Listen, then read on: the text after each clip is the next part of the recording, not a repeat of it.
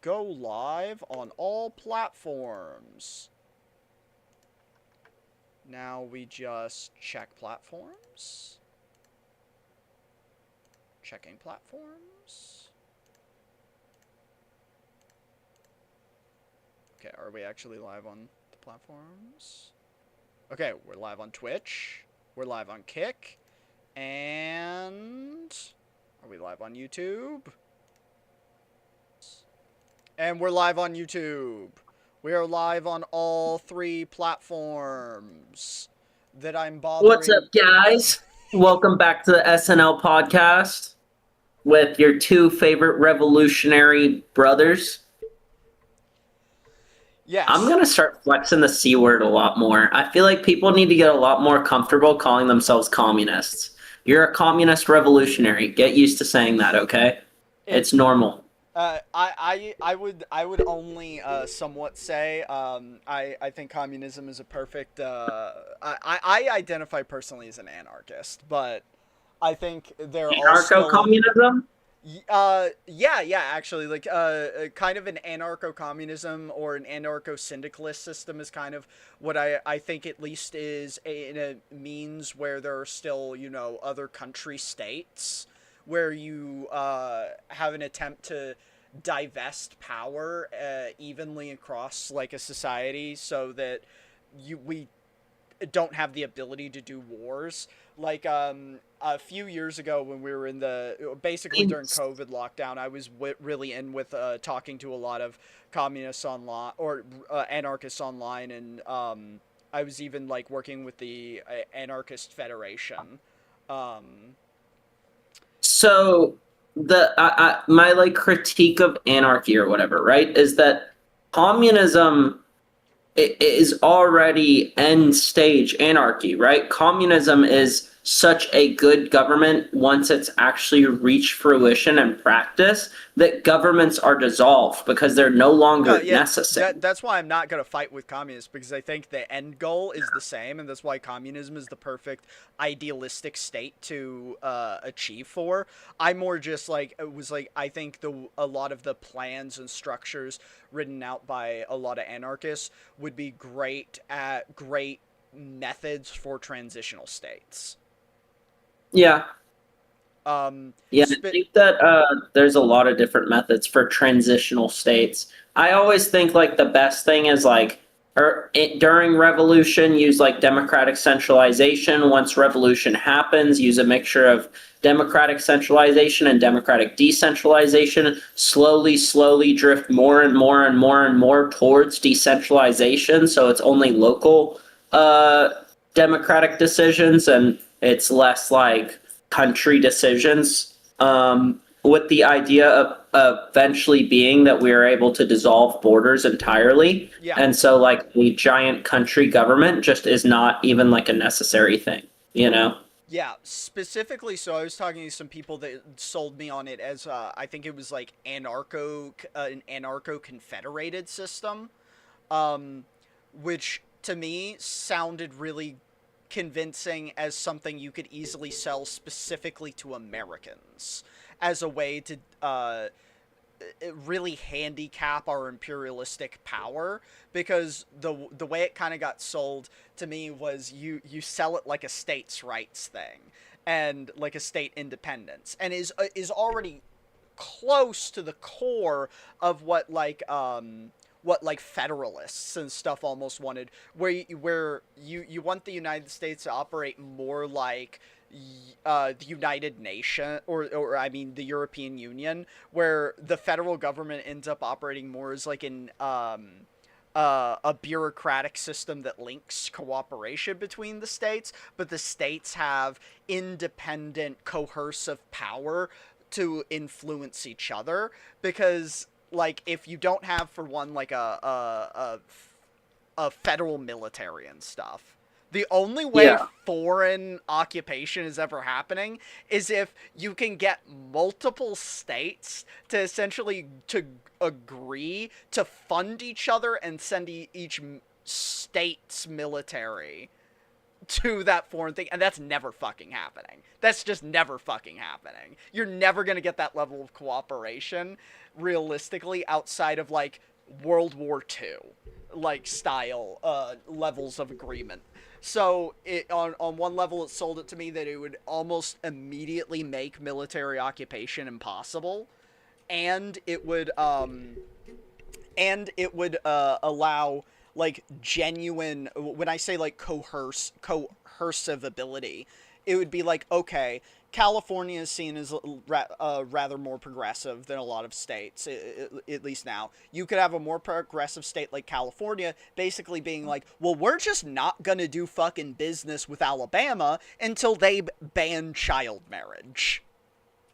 And then Yeah. you could have the more progressive states coercively coercively make regressive states more progressive. You It's a slippery slope yeah, because that is the logic of America currently, right? Is yeah, that we are the moral superpower, yet we are not, right? yes. And we see how easy it is for powers to construe that misinformation. So, like, while I agree that that potentially could be a way to do it and a benefit, I also think that going along the method of coercive trade economy, um, it could very quickly lead to a slippery slope where, for example, let's say even the progressive states are more wealthy, so it would, in America in particular, it would go out that way because the progressive states are more wealthy in America. Yeah. Generally, we have the bigger cities in progressive states, right? So generally, they're more wealthy. Well, that is true. Like if we created a world whereas the Republican states had the large cities and they were the more wealthy areas, then that could still go really bad. And also, it's like more in depth because there might be certain resources these Republican states hold that are just not possible to get in your progressive area unless you do business with them, right? So even having control of certain resources just based on your geographical location and not even like power overall, wealth overall, like you could coercively force people to do things just because you have like the cobalt or some shit in Oh, your area. no, I You know? agree. And like why I'm saying it's not perfect. It would be a first step transition for America where America could continue to operate similarly to America does now, but it would eliminate our America's capacity to do a lot of the global harm that we do, and ultimately would allow more like free I mean, we can really just look at, in my opinion, the European Union and European countries. We would have American states operate more like European countries. That's ultimately all I'm saying is like that's the system would kind of achieve for, which would allow, like we see in Europe, a general progressive boon, like progressive swing across things, and a more importance for individual states to actually like take care of individuals in their states. Because even more regressive areas in Europe, under like the EU, are still more interested in taking care of their residents because there's a little more of a freedom for flight. But the main issue is the capitalist structure. That's all fine and dandy to create a society that functions that way unless capitalism exists in it. So when you say like the European countries, a lot of European countries still suffer an extreme amount. They suffer less than us, but Yes. the average person living in them still suffers an extreme amount. They're still exploited. But the welfarism has actually pacified the masses. And we consistently see that, right? The housing crisis before Obama was elected, people were legitimately, it was like kind of like now where people are talking about Yeah, like the revolution. Wall Street People, protests and stuff. Yeah. yes, like, people were legitimately getting fed the fuck up. They were legitimately stirring shit up. Obama gets elected, new hope, welfarism pacifies the masses immediately, right? So I don't want to do a workers-based reform that is not Well, eliminating capitalism because at the end of the the day, the, the that goal is will still there. I'm just harm. talking about like what is the most immediately transitionable. as like a But flow chain. there's the most immediately transitionable is executing all the CEOs and absorbing their assets as the people. In It's fucking GTA, doing and I this agree. I agree. in Minecraft. Yeah. It would. I'm not disagreeing. I just like I think about things like when we you talk about failures of revolutions because of leaders being assassinated or dying and various things like that. That's definitely true, but I think equally true is the folly of systems having an inability to make rapid structure or rapid societal change because of structural support in a system not being able to keep up with that change. And I again, like, not only was Lenin dying a big part of why the Soviet Union couldn't keep up with its rapid progressive change, but it was also because you had this rapid progressive change happening from the starting point of a czarist, like, feudalist structure. Well, I mean, I would just so first off, I would say that like that's totally a different position to do revolution from than we are doing in America, right? So we're already a global superpower as far as economic production goes, as far as industrialization goes, right? So we don't have to do this industrialization. And even with the industrialization both the USSR and China had to do, they did it beautifully and in a timeline that just mogs the fuck out of the Agreed. highest Agreed. levels of industrialization in American history. Like, Agreed. just absolutely mogs the fuck out of them. So, I mean, like, yeah, it was a quick pace thing and it led to overall, I would say, like, rights violations of certain individuals who were forced to do excess labor in order to create that industrialization, but we don't live in a society where that excess labor would even be necessary from the get-go, right? So that's why like that those things that happened, which are also like taught in a very revisionist way and they didn't really happen the way we're taught in America, but a lot of them that happened, they happened because of their starting place, right?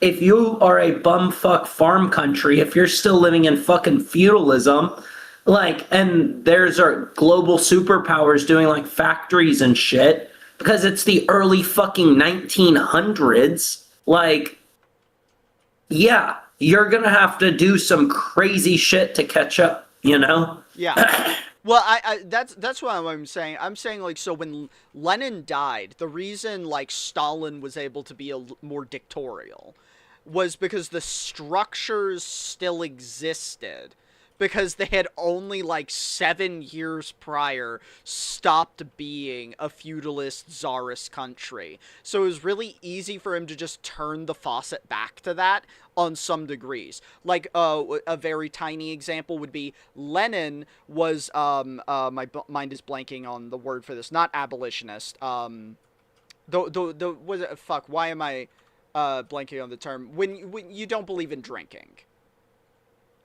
Oh, No, yeah, not sobriety. sober. Not sobriety. We had the same movement in America. Why am I being a dumb fucking prohibition? He was Oh, Lenin was a prohibitionist and shut down the like vodka distilleries when the Soviet Union rose up, because he saw liquor as like something to pacify the masses, pacify revolution, to create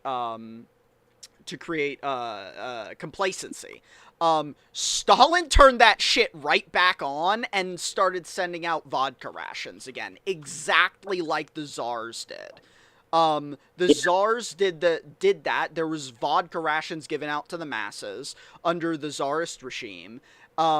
And that's something but that like he was able to turn back on, because there wasn't this like structural divestment of power that was also instituted along the revolutionary line. But again, I would just argue it's like a totally different starting place and a totally different situation that would occur. It We're is. not going It to get is. attacked by 21 different countries within 7 years. Yeah, That's not going to happen. oh, yes, and I'm not saying that that didn't contribute, but I'm just saying like that's an example of something that like had you like broken like the Soviet Union into many states with a structure. I mean, granted, they didn't have time to do that, and their starting point was different. But I'm saying we already have this starting point that is so different. It would be very easy for us as a transitional thing to divest power or by breaking America up into many, many like countries Yeah. Like I under said, a I think united like cooperation flag like the EU.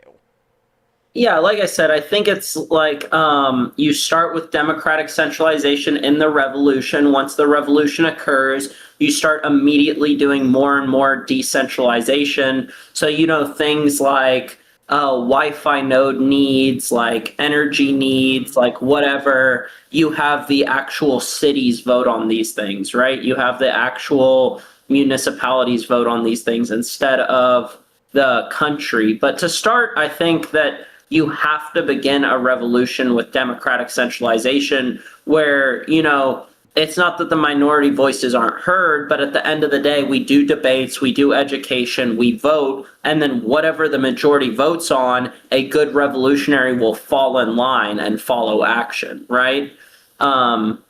So I think that's kind of how you have to start it. There's no way a revolution will be coherent and be successful without that in my mind.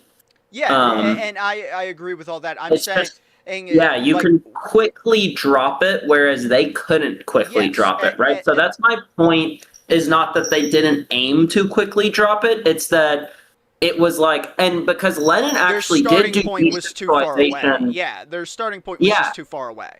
I'm saying our and he starting point yo-yoed back and is forth. close to something like this, so it'd be easiest for to do this democratic centralization while also creating a structural breakage that would mean like if you had bad actors seize power within that democratic structure or like centralization, they can't poison the whole well as easily. Like Stalin is the example of someone who poisoned the well. Not that Stalin, there's on like, okay, you can crucify me for this. Good things about Stalin. Many good I things won't about. crucify Yeah, you about that. he was ultimately a bad guy who was counter to the progress of the Soviet Union, but he did also fulfill roles that were positive too. He was very savvy at fending off outside attacks as well, but he also greedily accumulated power on the top side, which made his death much more impactful in the deterioration of the Soviet Union. Yeah, I have a different idea about it. I can't remember the name of it, but basically the way decentralization would happen is that every single industry, we would, Minecraft guillotine the monopoly man, Mm-hmm. and then every single industry would then be dissolved into like co-ops, basically, where the workers own the industry, and each industry is its own government, basically. Oh yeah, So this is we kind of agree in the same thing then, because that's part of the structuralization for like the confederated like a syndicalist system under like anarcho syndicalism is not just that you divest the power structurally in the government, but then you further divest within those structures. But yeah, basically the way I think of it is you could get fucking cool and almost like fantasy with it is that you create guilds. Like there are guilds that hold workers guilds for each industry yeah, that hold power. And across the states you have all those workers and guilds so that they can work together or to basically undermine the structural coercive nature of everything by giving everyone equal it's, like I use the word coercive because it just as like to describe how transactions politically kind of work period is that you have to have something that you can hold over other groups to make sure you're not being abused by other groups, and everyone has yeah. to have something that someone else wants, so you need Which is the why country unifying yeah, industry would work. Yeah. yeah, I mean, yeah, what are you going to do when even just the assemblymen are like, yeah, we're not doing this shit anymore. Y'all aren't treating us right. yeah, Like, you can't do fuck all. when all of the fucking sailors, yeah, no, fuck off. We need better conditions in our boats. Like, whatever. Like, what the fuck are you gonna do? You know? Yeah, yeah. Like, when an industry, when a co-op industry makes a unified decision and they say, we're not cooperating with y'all unless y'all give in, there's kind of like not really anything you can do no matter what the industry is, right? Yeah. Because they're all so essential. And part of the reason, like, I think you need to break to make sure that power is more able to be held by things like workers guilds or unions or whatever, is you need to have that structural power divested from like the federal government, because right now we'll have like the federal government go in and break up strikes. We'll have the like, if you have it down to the states, it's going to be harder for if each state is its own country, that state might try and break up those unions, but then you have the unions from the other states who are able to lend aid. You'll have other states beyond those unions, but also those governments who are maybe sympathetic or want to get in good with those guilds to benefit from their services, can also lend aid beyond the guilds too. It's all about just like spreading power out so that everyone can wield it against each other more evenly. Yeah, no, 100%. I agree with that. I think that it's very important to spread power out. And like I said, I think one of the biggest mistakes of any revolution is basically that same idea is that there is a key revolutionary. I do not even think that there should be a, like, the Fidel Castro, the Che Guevara, the Mao, the Lenin. These people should have never existed. What should have existed is the Revolutionary Guard. We are a group of people who do democratic centralization. We all vote and we all act and we all carry it out together because we are good revolutionaries. We do not need a singular person to make decisions for us. No singular person should ever have that much power. Even during the revolution, it is not necessary. Yeah. Yeah, and what I'm saying, like, yeah, focus is less or like, yeah, what I was saying is basically the same thing. I'm just looking at it from almost boring bureaucratic perspective of you need to like create almost like this impenetrable web of bureaucracy almost beyond with like many institutions spread across many states, spread across many industries. And that way, like, yeah, it becomes kind of a complicated nightmare, but those complicated nightmares are kind of necessary. Like, even if we're going to talk about our current structure, we could discuss something that's like very relevant now, which is like ICE. ICE used to be what, like 3? Was it 3 or was it 5? I can't even remember. Like different border agencies, and we I want to say merged it was 7. 7. Oh my god, yeah. Okay, so I'm misremembering even then, because we merged a fuckload of border agencies together in 2003. I think it was 2004 or 3. I forget which year. I know it was one of those two. To make ICE, and what do we see now? ICE has too much power. It's too centralized. It didn't actually simplify things. It didn't save money. All it did was create a nightmare where that institution now only focuses on one thing. Because we used to have, what, like, we had border crossing, we had like child trafficking, we had all these different things as their own agency, and that way they were able to address each one of those issues as a sole focus, and then we can merge them all together, and suddenly ICE basically only does one thing instead of Which doing is all of violating those. Yeah, rights. which is violate people's rights. Yeah. Um, Even if you want to say it from the conservative angle of detaining I mean, legals, there's it's debates still, yeah. about, I guess, how many they really absorbed, but I think a very like solid thing to argue is at least 4. At Yeah, least 4 different, yeah. I feel like I've seen different ones, but like, The yeah, Federal Air Marshal Service, the Federal Protective Service, the U.S. Customs Service, and the Immigration Naturalization Service. All of those are 100% absorbed by ICE, but there's an argument even more work as well. yeah. So that's what I mean. It's like America does the opposite of what we're talking about, which is we constantly, in the name of like conquering big government, we create these more monolithic entities within the government, which the idiot like libertarian view goes, but that is defeating big government. That's simplifying things. There's less agencies, so it's smaller government. One We is did less than seven. we did ICE after 9/11, and we also did the Surveillance Act right after 9/11. Yeah. What is it? Patriot Act. Yeah, Patriot yeah, Act. we did that after 9/11 as well. So, like, I honestly, like, I'm not saying 9/11 was a literal psyop where it was like an American agent who flew the plane or some shit. But, like, we totally purposefully made something like that happen. We totally purposefully created those conditions full well and knowing that something like that would happen. Like 10 trillion%. And then we immediately took advantage of that shit. And we just, like, the American government off of 9/11 just fucked its people. Honestly, what the American government did to its own people, what it did to the people overseas, the things that happened around 9/11 are worse than fucking 9/11. Like, I would say yes to, and to quote the internet's favorite leftist, America really did deserve 9/11. It in that, like, yeah, we might not have literally orchestrated it, but we did everything to make sure it was an inevitability. We did everything to make sure that not specifically 9/11 would happen, but something like it would happen. And then what did we do? We used it as a precursor to do all these things we wanted to do anyways, and attack a group of people that didn't even have anything to do with it.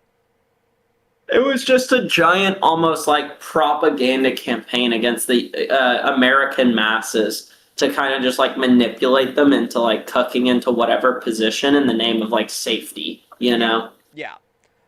Which, by the way, is so classic. I say this all the time. It's one of my favorite lines is cowardice and fear is the tool of capital. And courage is the destruction of capital. Like, courage is the thing that kills capitalism. It literally is. Yeah. Oh my god, this is also just making me remember. Do you know how many fucking airplane hijackings happened before 9/11? I mean, quite a few. Yeah. An unfucking believable number, actually. I listened to a Behind the Bastard podcast once, and it's like it used to happen just all the fucking time. Because there used to be this trend of people hijacking planes and taking them to Cuba, where Cuba would then ransom them back to America. Under the idea that Cuba was going, or that like Castro was gonna then like give you safe haven, but he just threw your ass in jail because he's like, we don't want an airplane hijacker as a member of our society. That doesn't sound like a sane, stable person. Which is pretty funny.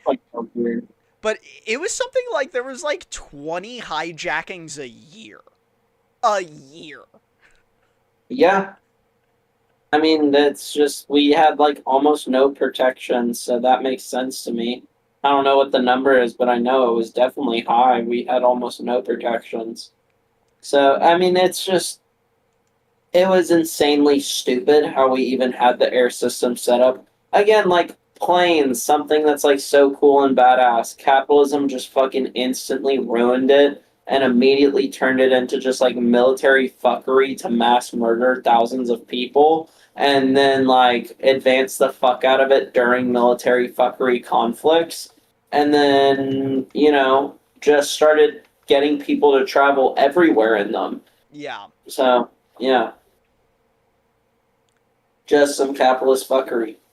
It's slop. Planes are slop, bro. Like, we need bullet trains. We need actual public transportation that is more ecologically friendly and more efficient. Why the fuck are we ever taking trains or planes or fucking yeah, why are we ever fucking taking planes basically anywhere? Like there's no reason to be doing planes almost fucking anywhere. So this is kind of random, but on this like hate for planes, have you ever read Tolkien's letters to his son during World War I about, or World War II, was I can't remember if it was World War I or two, but his letters to his son who was a pilot in one of those wars, about planes. Uh-uh. So Tolkien has this real, so Tolkien, writer of Lord of the Rings. Yeah. He had this really, which now you might see as kind of crazy. He had a hate for planes, but you have to like kind of think about it from his perspective because of when he was alive. Like tap into the milieu of this artist. So he got to see planes be invented, right? Yeah. I think between the invention of airplanes, it was only 7 years between the invention of airplanes and when we were then using them as weapons of mass destruction. Yeah. I mean, that's what I'm saying. Like, the Wright brothers created them, and then immediately the military was like, bro, let's do a contract with you. We're trying to kill some people. That's just fucking what we do. That's everything. Every cool thing any scientist has ever fucking invented that they originally invented for some badass fucking utility. Nuclear fission. We fucking invent that. They're like, holy shit, we're gonna be able to do the infinite fucking energy thing, basically. And then immediately capitalists go, wait, we could kill a lot of people with that. Yeah, yeah. Like, that's just what we do. We were Just using them for fucking weapons destruction. before we were using them for anything non-weapon related, like almost immediately. Yeah, it's so fucking stupid. We do that with every single new technology. And It's so absurd. it's a good example of the connection of capitalism as like kind of just an extension and an arm of colonialism too, because inherently what is the most productive thing you can use anything for under Yeah, capitalism, under with like colonialism and imperialism as its like brandishing arm, weapons. And like we can even see it now. What is, so like I was talking about how like AI companies are all dropping generative image stuff like last time we were talking, right? And what are the, and it's because they know they can't make any money with it. Now what are all of the AI companies rushing to do? Get their stuff integrated into defense contracting. Get their shit yeah, integrated into drones. Get their shit integrated into guns. Get their shit integrated to anything related to the military at all, because it's the only thing that could possibly justify the financial expenditures that we put into AI. They keep talking about this what how are they phrasing it? This like positive spin on capitalism. Um uh oh fuck. I'm blanking on it because almost no one's actually heard of it because it's just these freak technocratic freaks that are talking about it. Abundance. Yeah, they keep talking about this abundance like future where AI is going to create a future of such vast abundance that everyone is going to live like a billionaire. And that's why we okay. should let them be techno gods. Like, all right, yeah. I mean, this is a core thing of like Lenin's argument is that imperialism is basically just like a high stage of capitalism Yes. because capitalism starts right, and then as monopolies naturally form, as markets become saturated, as cartels are created, whatever, they are forced to expand globally in order to secure cheap labor and raw materials, right? And so instead of just exporting goods, instead of just going, oh, we're creating a surplus, let's, divvy out this surplus, capitalist nations are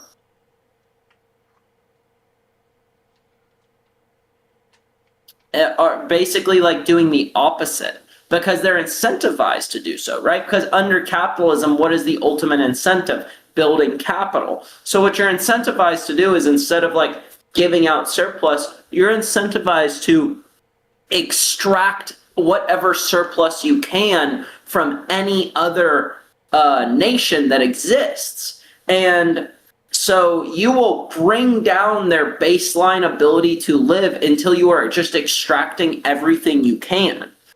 Yeah. And like kind of going off of this like lie that they keep talking about, like this abundance future. It's like we already live under an abundance future and we're just choosing to not allow everyone to live abundantly. Oh, yeah, that's another thing he actually, in his critique of capitalism being imperialism, he talks about basically they use imperialism to create a subsidy for class peace, right? So, like, the super profits are extracted from the colonies, which allows the imperialist nations to basically bribe their domestic working class by giving them, higher standard of living, a little bit higher wages, temporary like cool shit pacification, and it just like relieves the revolutionary pressure, right? So imperialism is like a very necessary part of capitalism because not only is it like obviously how capitalism would just function as like we're trying to extract once I become a monopoly, I'm trying to extract as much as I can and just keep building up, but then also I can use all that shit I extracted to give my workers just enough to where they won't fucking revolt against me. Yeah. And we can like look at this historically and it makes sense why like capitalist structures kind of outpaced a lot of structures early on, is because up until like essentially agricultural innovations, we were operating on what we could probably be accurately described as a zero sum game across the globe, where for another group to have something, another group has to lose something. That hasn't been true for almost 200 years now, I think. But for the vast majority of like development across the world, it was kind of true. For one nation to innovate and advance, you kind of had to be taking from another. Um I was and gonna say, I think capitalism makes sense from like how people evolved kind of standpoint, right? yeah. Is like people grew up in nature just trying to survive and just like taking what they could, yada yada. And it kind of makes sense. But the second we formulated societies, it slowly started making less and less and less and less sense. And then as soon as we hit industrialization, that's when it made literally zero Yeah, sense to do capitalism anymore. exactly, because at this point we've solved the zero sum game problem. We've developed solutions to fresh water. We've developed solutions to food. We've developed solutions to nutrition and stuff like that. We don't have to be taking and handicapping other countries to make sure that we're living well. Everyone can live well, and now we're just doing it, but for the love of the game. Like, Yeah, that's it. Like, we're doing it because it's what we did, and we're winners, so we need to keep doing it. Um, it just doesn't make sense. It hasn't made sense for, like you said, since the Industrial Revolution, really. And that also makes sense why philosophically, like Marx and all these other like philosophical like leaders in analyzing this disparity emerged at that time, because it became a prime moment when you should question it, of going, well, why are we even fucking doing this anymore? Is it necessary? And yeah. the obvious Like question for where am like I 200 working years has been no. towards scroll? Yeah. Yeah. So like this lie of abundance that's being sold by these like techno crats that are like are trying to position themselves as god kings in this AI boom, are like selling something that we could already have. Like something that they don't need to have AI to deliver in the first place. We could have had this shit for like the past 200 years. Um it's just kind of absurd. Yeah, I mean, if we, divided like I don't know exactly the statistics, but I remember seeing something along the lines of like if we divided the GDP of America by the population, everyone would get something absurd like $500,000 each. And it's just like that shows that in America we're living in extreme abundance, right? But then we terrify a bunch of other nations, so we aren't living in that extreme abundance if we stop doing that as well. But $500,000 is a fucking ridiculous amount, and we could fucking still give everyone else their flowers and still be making hella bankroll in excess, right? Yeah, yeah, we could.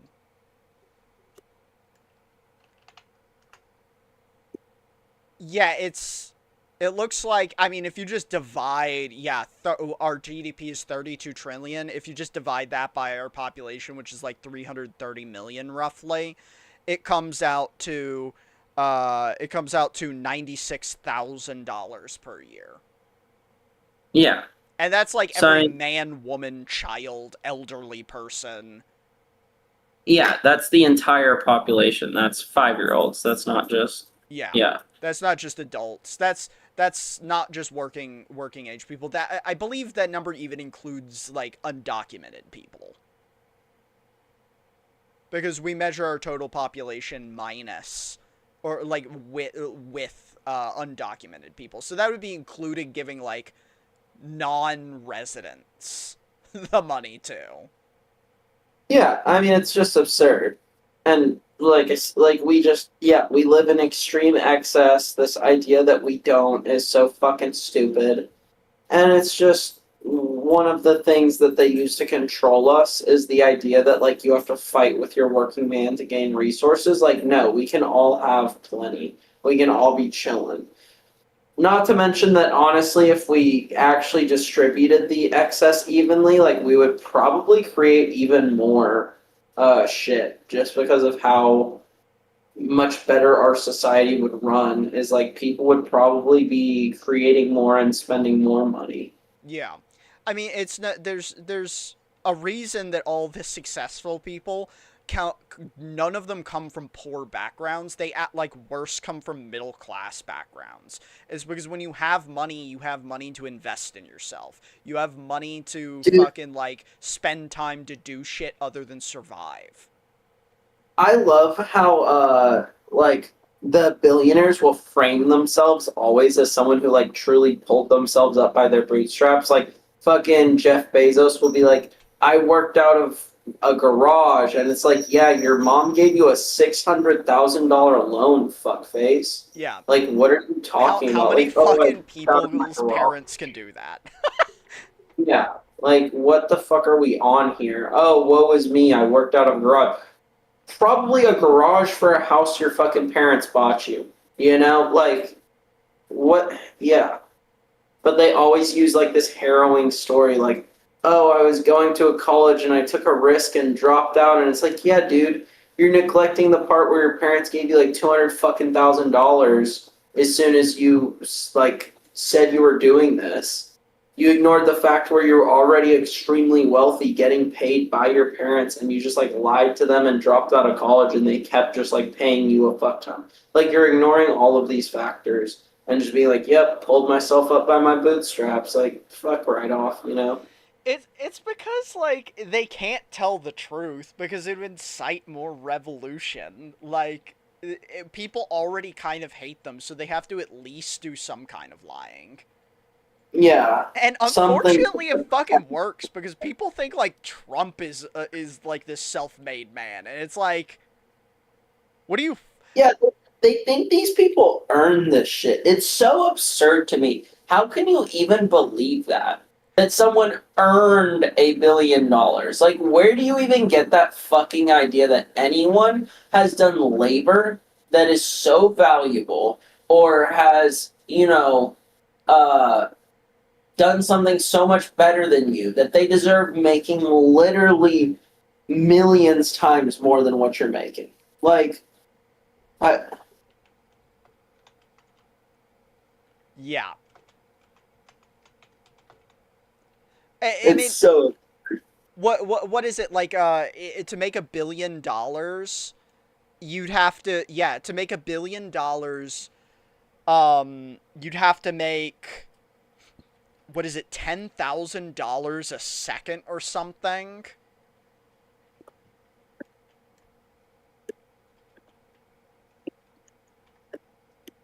me and my friend did the math for shits and giggles. Um, about like how many years in a row you would have to make like $500,000 in order to equal the income of uh Elon Musk, and it was something like absurd, like 50,000 years or some shit. You would have to make like $500,000 in a row. I mean, this is how crazy this is. If you made $10,000 an hour, every single hour to make $1 billion, it would still take you like 27 years or something, I think.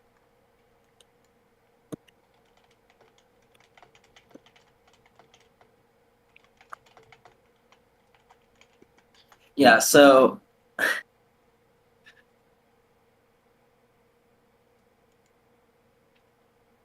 It would take 66,000 years for an American earning minimum wage to earn $1 billion. so Elon Musk's current net worth is $834 billion. So if you divide that by 500,000, you get 1.668 million. So it would take basically 1.7 million years for someone making $500,000 a year to equal Elon Musk's net worth. Yeah. Like, what are we talking about here, guys? Who the fuck do you think has actually earned that? That's not possible. You don't earn something like that. That's not a thing. You know, like that's why capitalists just fucking piss me off, dude. Like they're just everything they stand for is so fucking stupid. Yeah, no, even this is ridiculous. So from a starting point of 1 million, if you had $1 million right now, if you could have an annual like return rate of 38%, which means you're increasing your wealth by 38%, compounding every single year, it would still take you 56 years. Yeah, I mean absurd. Let's you wanna watch what the fuck do oh yeah. Speaking of let's see what the government has been doing to ensure that the people do not gain the power back. Oh yeah. We're gonna look at the U.S. military training exercises in SoCal. Yeah, share your screen with me so I I can see forgot I that. wasn't doing that shit. Let's see, share screen. There we go. You see it?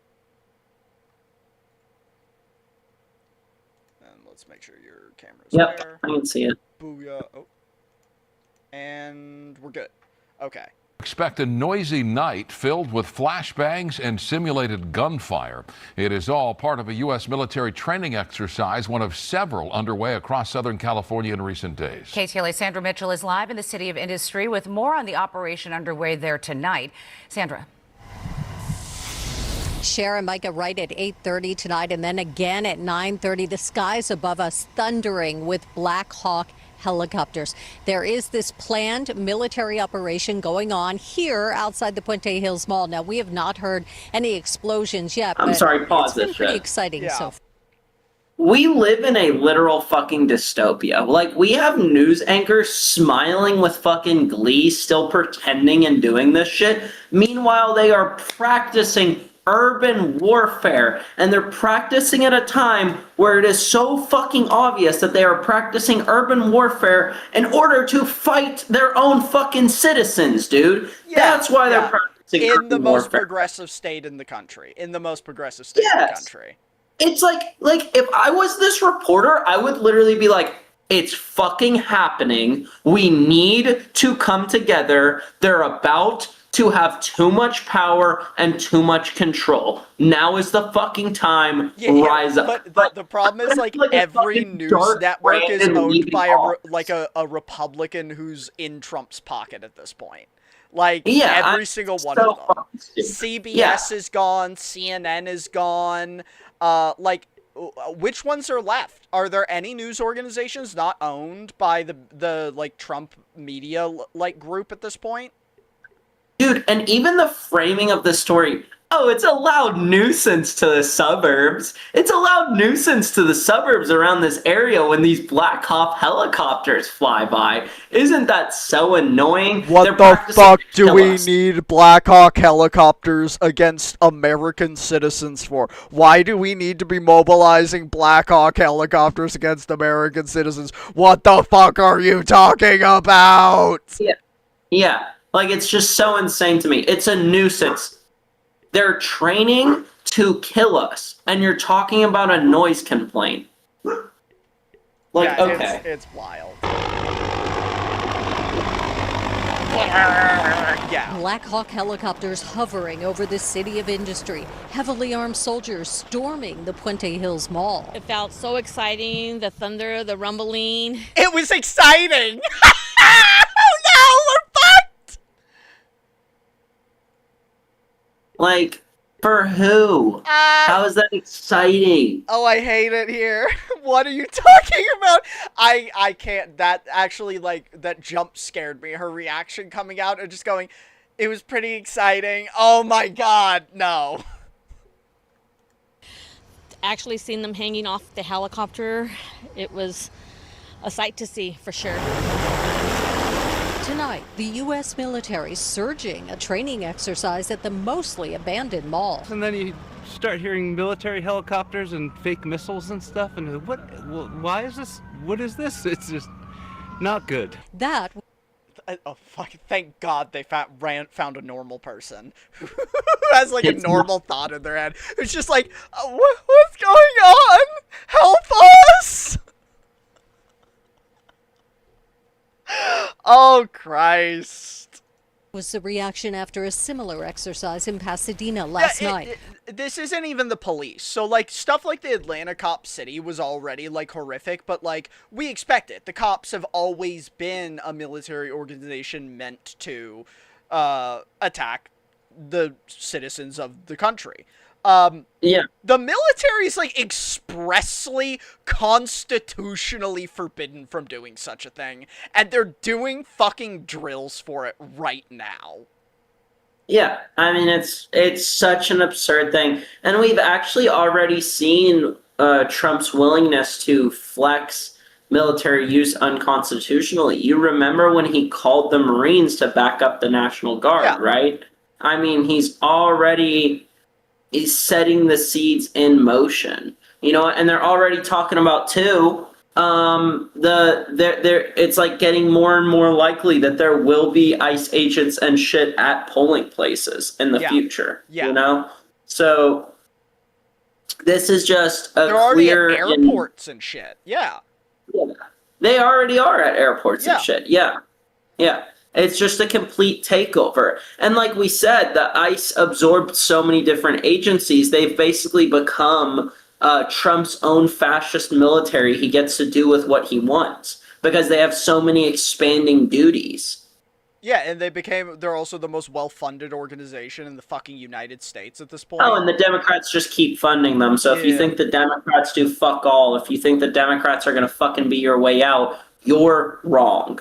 Yeah. That's it. Yeah, Chuck Schumer's gonna go like, well, we gotta vote. We gotta make sure to vote for this. So things are bad so that you'll come vote for us and give us campaign money. Yeah. I see that they're killing you guys in the streets. What is his imaginary family he talks to? The Robinsons? Is that them? Chuck Schumer's imaginary family? You know about this shit? Oh my god, I get to share something with you.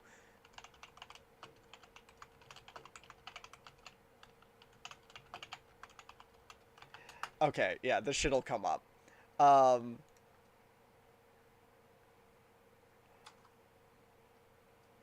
Uh, the Baileys. Yeah, yeah. So Chuck Schumer has an imaginary family called the Baileys that he consults when making his decisions. And whenever he does any of his horrific shit, Schumer mentions the Baileys 265 times in his 264-page book, describing them vivid sometimes, bizarre detail from their love for Kung Pao chicken and beard styles and cancer scares to Joe's thoughts on Sex in the City. He has an imaginary family that he thinks about all the time because he's so disconnected from reality. The Baileys are a middle-class family that he goes, what would the Baileys think about this whenever he votes for or takes an opinion on anything? This is not me fucking with you. This is, you could, like, he talks about this shit all the time. It's a bunch of dementia-addled crazy fucks. Yeah, no, he is so disconnected from the regular people living in this country, and he's so unwilling to talk to real fucking human beings that he has an imaginary family friend who tells him, yeah, Schumer, yeah, we want you to fund ICE. Do it for the Baileys. Remember last summer when my husband Joe had a cancer scare? That really scared us, and we were pretty sure Mexicans gave him cancer. So you gotta make sure that you fund ICE. Yep, that's how it is. You gotta fund ICE, cause yeah. Residents stunned by the late night noise and activity. First, it scared me because I had no clue, and then there was like about three helicopters, and they would keep coming by. They would drop down low, and then they would go back up. Last night, there was also rapid-fire simulated gunfire and explosions. Several cities in SoCal, from Long Beach to Industry, say they were alerted to the planned military activities. The city of Pasadena telling KTLA, as instructed, they notified the public a few hours before, but had no control on the timing of the exercise or specific details. Tonight's operation happened in an area crowded with other stores and restaurants. Last night's military exercise. So how are we blocking off all parking lots so they can't drop their helicopters in them? Well, here, actually, I just thought about this. I know why they did this in California. It's the only state with enough gun control to stop some random from coming out with like a hunting rifle and shooting at these helicopters, because Blackhawks go down all the time. Like when nothing's happening. They get taken out by small arms fire like that. They get taken out by small arms fire like that. The Blackhawk helicopters are made out of trash. They're made out of trash. They love to crash and kill everyone inside. They definitely did this in California because they know some crackhead would just go, it's my time to shine! And run out with a fucking, his 308, like, and just take one shot at one of these copters and kill a whole platoon. It would happen. It would happen. Yeah, dude, 100%. One motherfucker with a 50 cal could kill every single one of those people. I mean, there's no way for him to get that, but like, yeah, I'm just saying, like, you fucking anything you could get at a pawn shop takes one of these down. You can get a 50 cal in America. You can still get a 50 cal. You can. I'm just saying it's not something you could like get within an hour. Whereas like most guns you could take these out with, you could get within an hour. Yeah. But if you have one 50 cal rifle, dude, and you're a good enough shot to either just directly shoot the pilot or directly shoot like the tail, every single one of those helicopters is going down, and then you can pick apart, like just pick off every single soldier and like the chaos so fucking easy. Like, Yeah. I mean, in GTA, you could definitely get a 50 cal and shoot down some copters pretty quick. But also, like, I'm just saying, much cheaper and more reliable. You can just get a 308. It's Well, you need what kind of firing? What kind of millimeter rounds does a 308 use? that the, that is the gun, like, or that is the ammo, the 308. Yeah, I think that might be a little too small, honestly, but it's close.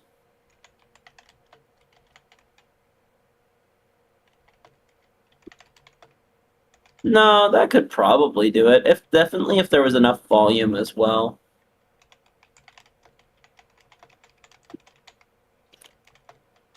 I'm gonna Chael. see if I can get a list of things that that have taken down Black Hawks.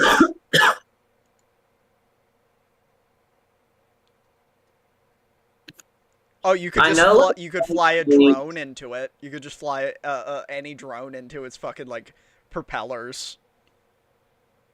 I know, like a lot of standard rifles can do it. Like AKs can do it. Like a M4, AR-15, probably like yeah.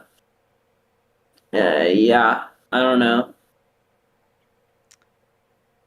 I'm telling you, these things go down from anything. Like it's Yeah.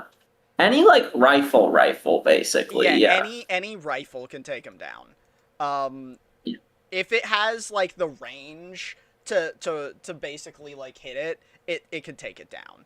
I forgot we live in an age of where you could commercially buy like $25 drones. Like Yeah. actually I forgot about that shit. People are gonna be like in this day and age just flying like a Walmart toy drone into something into like advanced military machinery and destroying it. Literally, like you could just drive a drone with like some sort of like fucking easy to make explosive, like even fucking like some sort of Molotov cocktail that wouldn't go out with the wind, like that. You can just fly that into a plane and it would probably fucking murk that shit. I mean, planes like, one thing, but planes are so much more stable than helicopters. You got to remember. yeah, I meant. Yeah. You got to remember. You just really have to take out like or interrupt the propellers because those things, if they're not perfectly calibrated, a helicopter's a rock. The moment those blades aren't like rotating correctly or if they're off alignment, you're not in an aero you're not in an aero vehicle anymore. You're inside a rock. Yeah. I'm gonna go to the bathroom really quickly. Absolutely. You can play this video or do whatever. Yeah, It was we'll finish rattling off the entire last 40 house. seconds And of despite this. the disruptions, some say they realize this type of urban military training is necessary for national security. It's a good thing. What? We need to be protected and be ready in case anything were to. What? It's necessary? Where did they find this woman? Is she a part of the CIA? Is this woman they keep cutting back to? Is she part of the CIA? Ever happen. And a little insider information for our KTLA viewers. The military operation, this training exercise, will continue here outside the Puente Hills Mall until about 1 o'clock in the morning. We've already got some people starting to gather in the parking lot to witness this. We're live tonight in the city of India. That's fucking crazy. That's fucking crazy.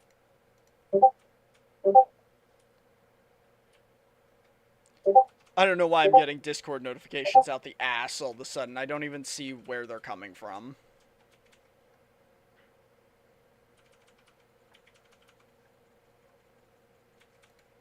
Okay, whatever.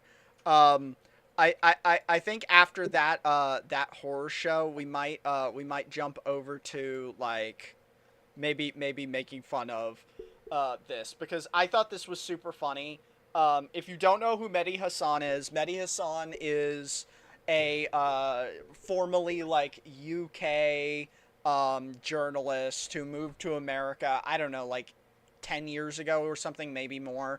And he's great. He's great. He's a little bit of a debate pervert, but we'll allow it just because he's so damn entertaining. We don't support debate pervertry in general. We don't think it's constructive, but lately the opposition to progress is so like brain rotten. They're so deranged that it's rather entertaining, and has made even people who like these nut jobs kind of take notice when they invite rational, compassionate human beings onto their shows. I wanted to highlight this one specific part from the video because it's so crazy. This guy, what is his name, Sky? I forget his name. Patrick Bet-David. Patrick Bet-David, yeah. PBD. Yes, I just keep calling him the PBD guy. But Patrick Bet-David, this guy's so stupid. He's so hysterically out of his depth talking to Mehdi Hassan that in this part, like he for some reason is some kind of gotcha because he like hates Muslims so much that he wants to like attack Ilhan Omar out of nowhere and brings up Ilhan Omar, and then like he groks it, and he just refuses to read what's on the screen, which answers his own question. It's so dumb, but let's... The rhetoric is... No, it's very similar. When I listen to Andy Ogles, and I listen to Chip Roy, and I listen to Randy...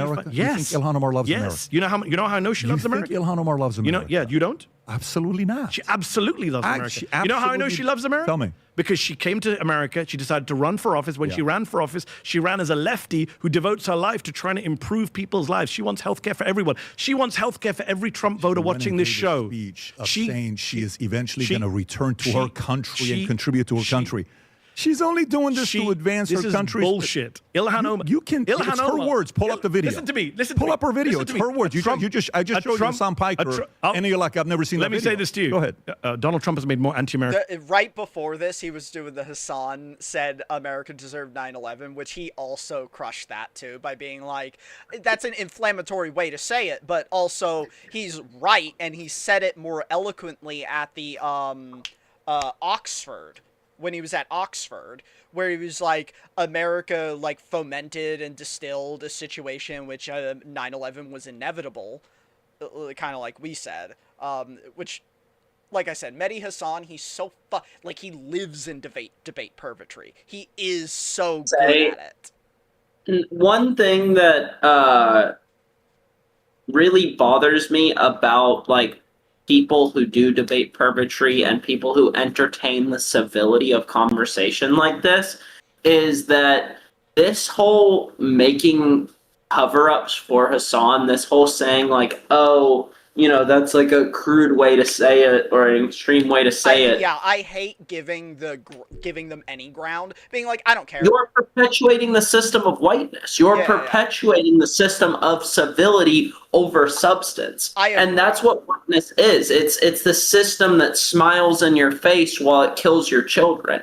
It's the system that smiles in your face while it exploits you and starves you. It's the system that smiles in your face while it forces people to do slave labor overseas and bombs an elementary school. And so when you entertain the civility of talking to someone who supports these things, automatically you're upholding this system. There is no changing the system from within, and the sooner we realize that, the more progress we're going to make. So this whole even trying to do this civility shit is you trying to change the system from within, and it's not going to work. You need to dominate these people. Yeah. You need to call them out for who they are. Honestly, you need to point out if I'm why giving my debate pervertry like defense of this, I'm not going to go, oh, it was crude, he could have said it better, but the underlying point's correct. I'm going to be like, oh yeah, no, it's awesome. I agree. It's perfectly cuts to the point. It's also antagonistic in a positive way. I mean, you're fucking talking about it. He got you. It got attention on the message because it's inflammatory. We live in an age of virality,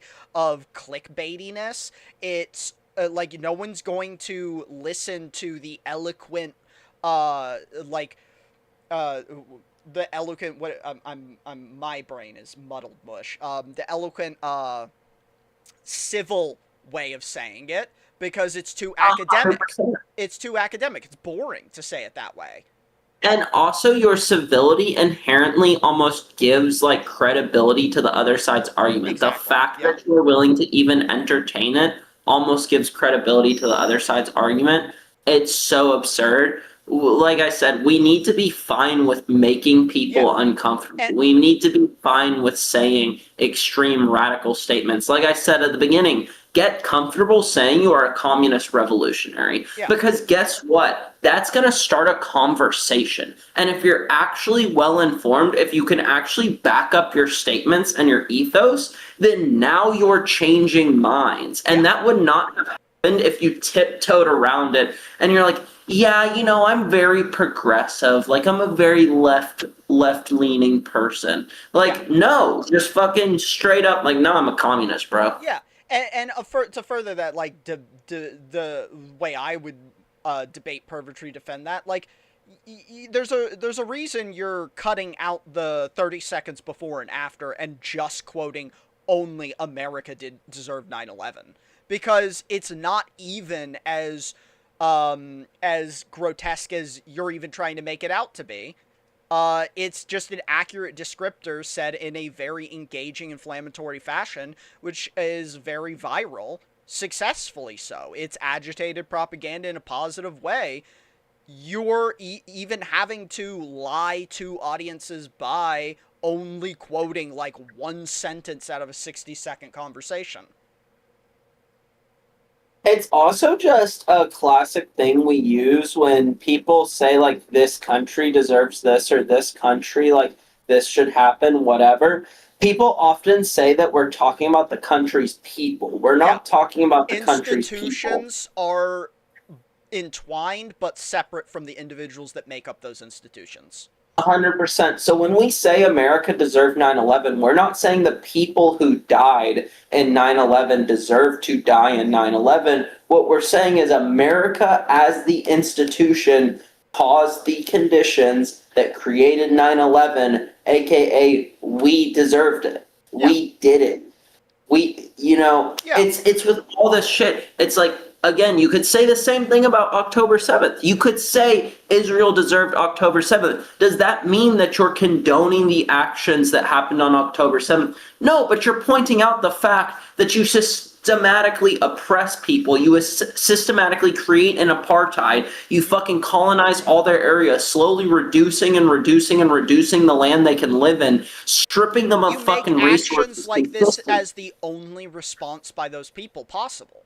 Yes. One of our own fucking presidents said that shit. What'd he say? JFK said, you make violent revolution inevitable by making peaceful change impossible, or something like that? In relation to the civil rights movement, right? Yeah.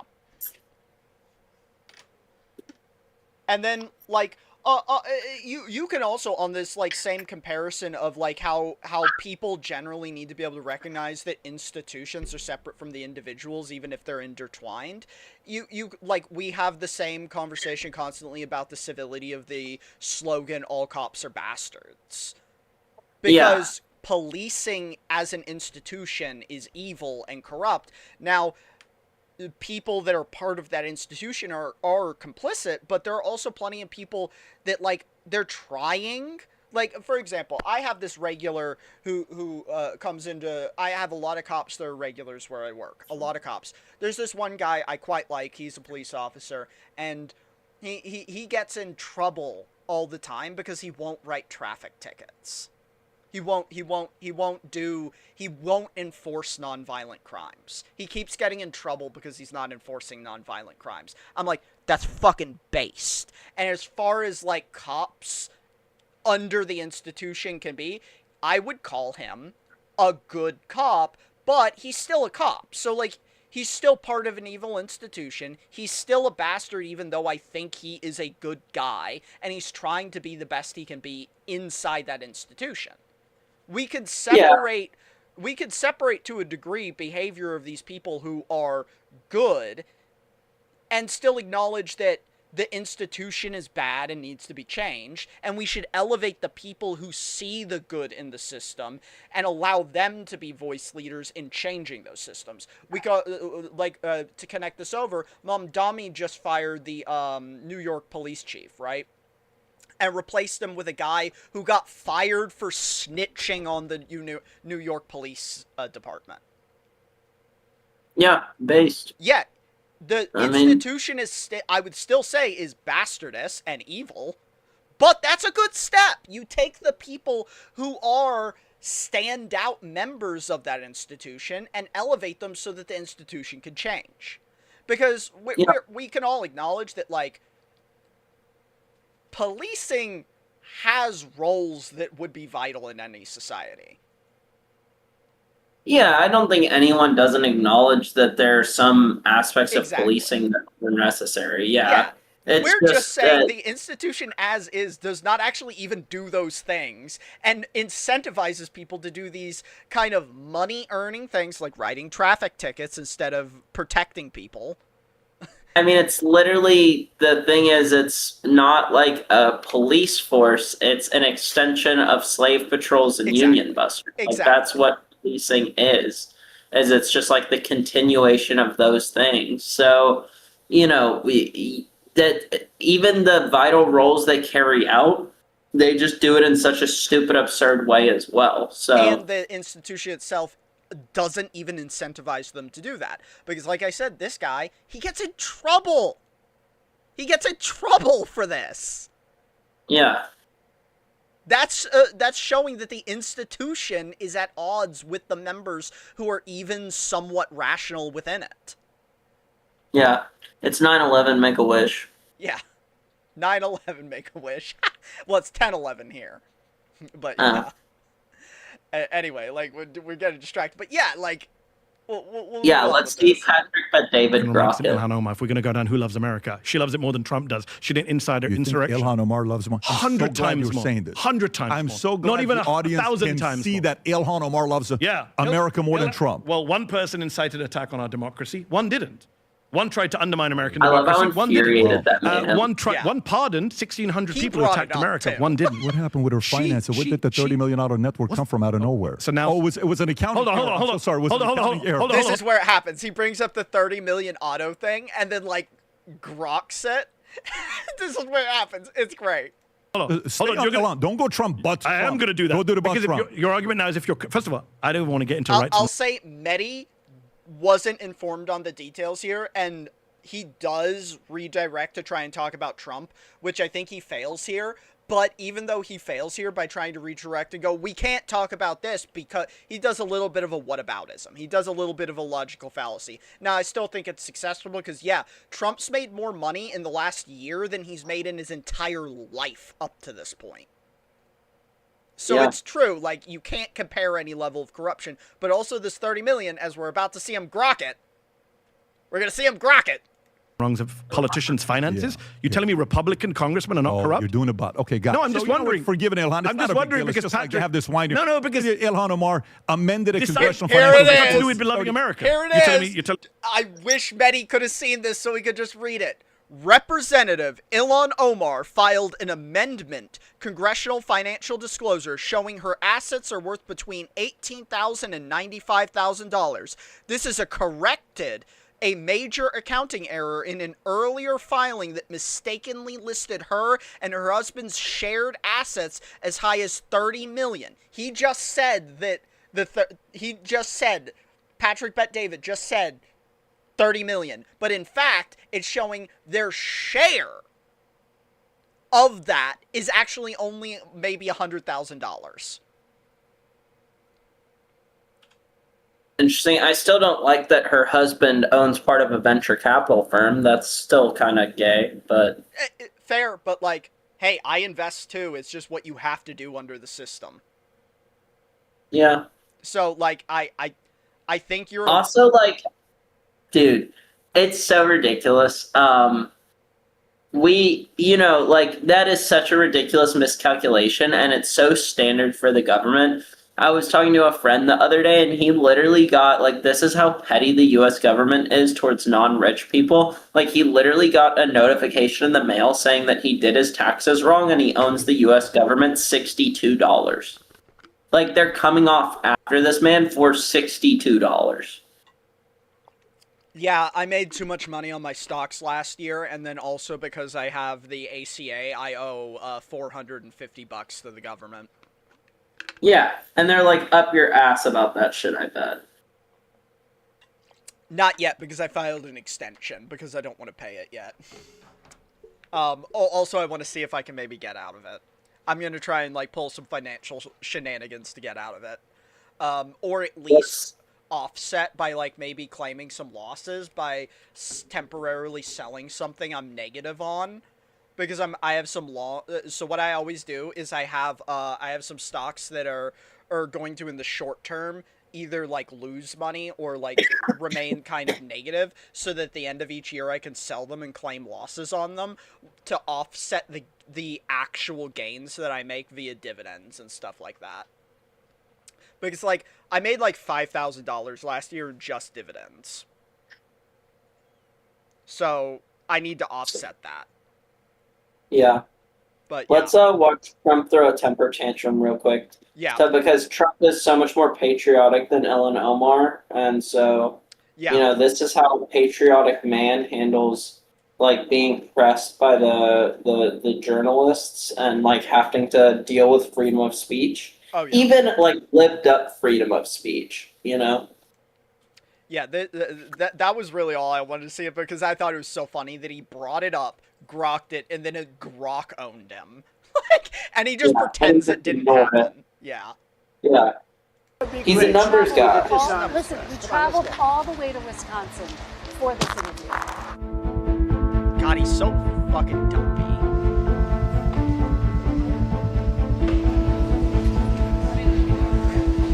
Your elections in this country, we're like a third world country. Your elections are crooked, and you're crooked, and Meet the Press is crooked.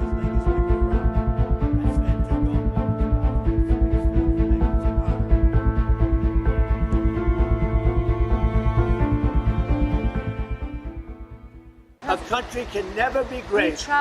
Yeah, he always bitches out of these. Like, he's so mean to... Oh my god.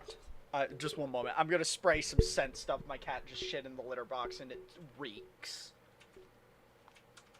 Yeah, Trump is a literal petulant child, and you can't even challenge him on anything of like substance. You challenge him on like his most absurdly false claims, like saying the election was rigged, or that elections are fair and safe, and it's like dangerous to spread such vast election misinformation, and he'll just act like you fucking murdered his daughter or something. Like, it's so absurd how he acts. What do I feed you? God damn. Call everyone crooked and then just storm out of the room because she just suggested that elections are actually fair and safe, you know? Yeah. I mean, fuck, he's so, like, corrupt and such a baby. Like, I mean, you heard about the 60 Minutes dismantling, right? Yeah, no, 100%. Which is, like, all done by him. Yeah. Yeah.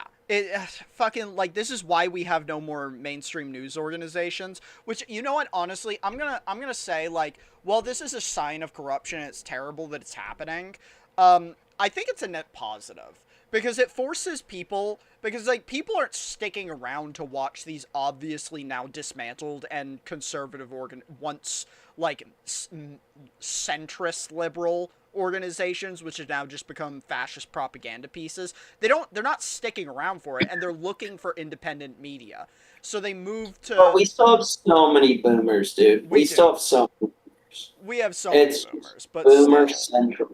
Our whole government is filled with them. They're our biggest decision makers. They're our biggest capital holders. Like, they sadly, they control the vast majority of the power in our country, too. Like, if you look at statistics, like, 80% of the U.S. population does not support our current level of ties to Israel. And then the 20% that does, it's just boomers. It's just all boomers. Yeah. Like, they're just, yeah. They are controlling our society. They are just causing all the bullshit. Boomers.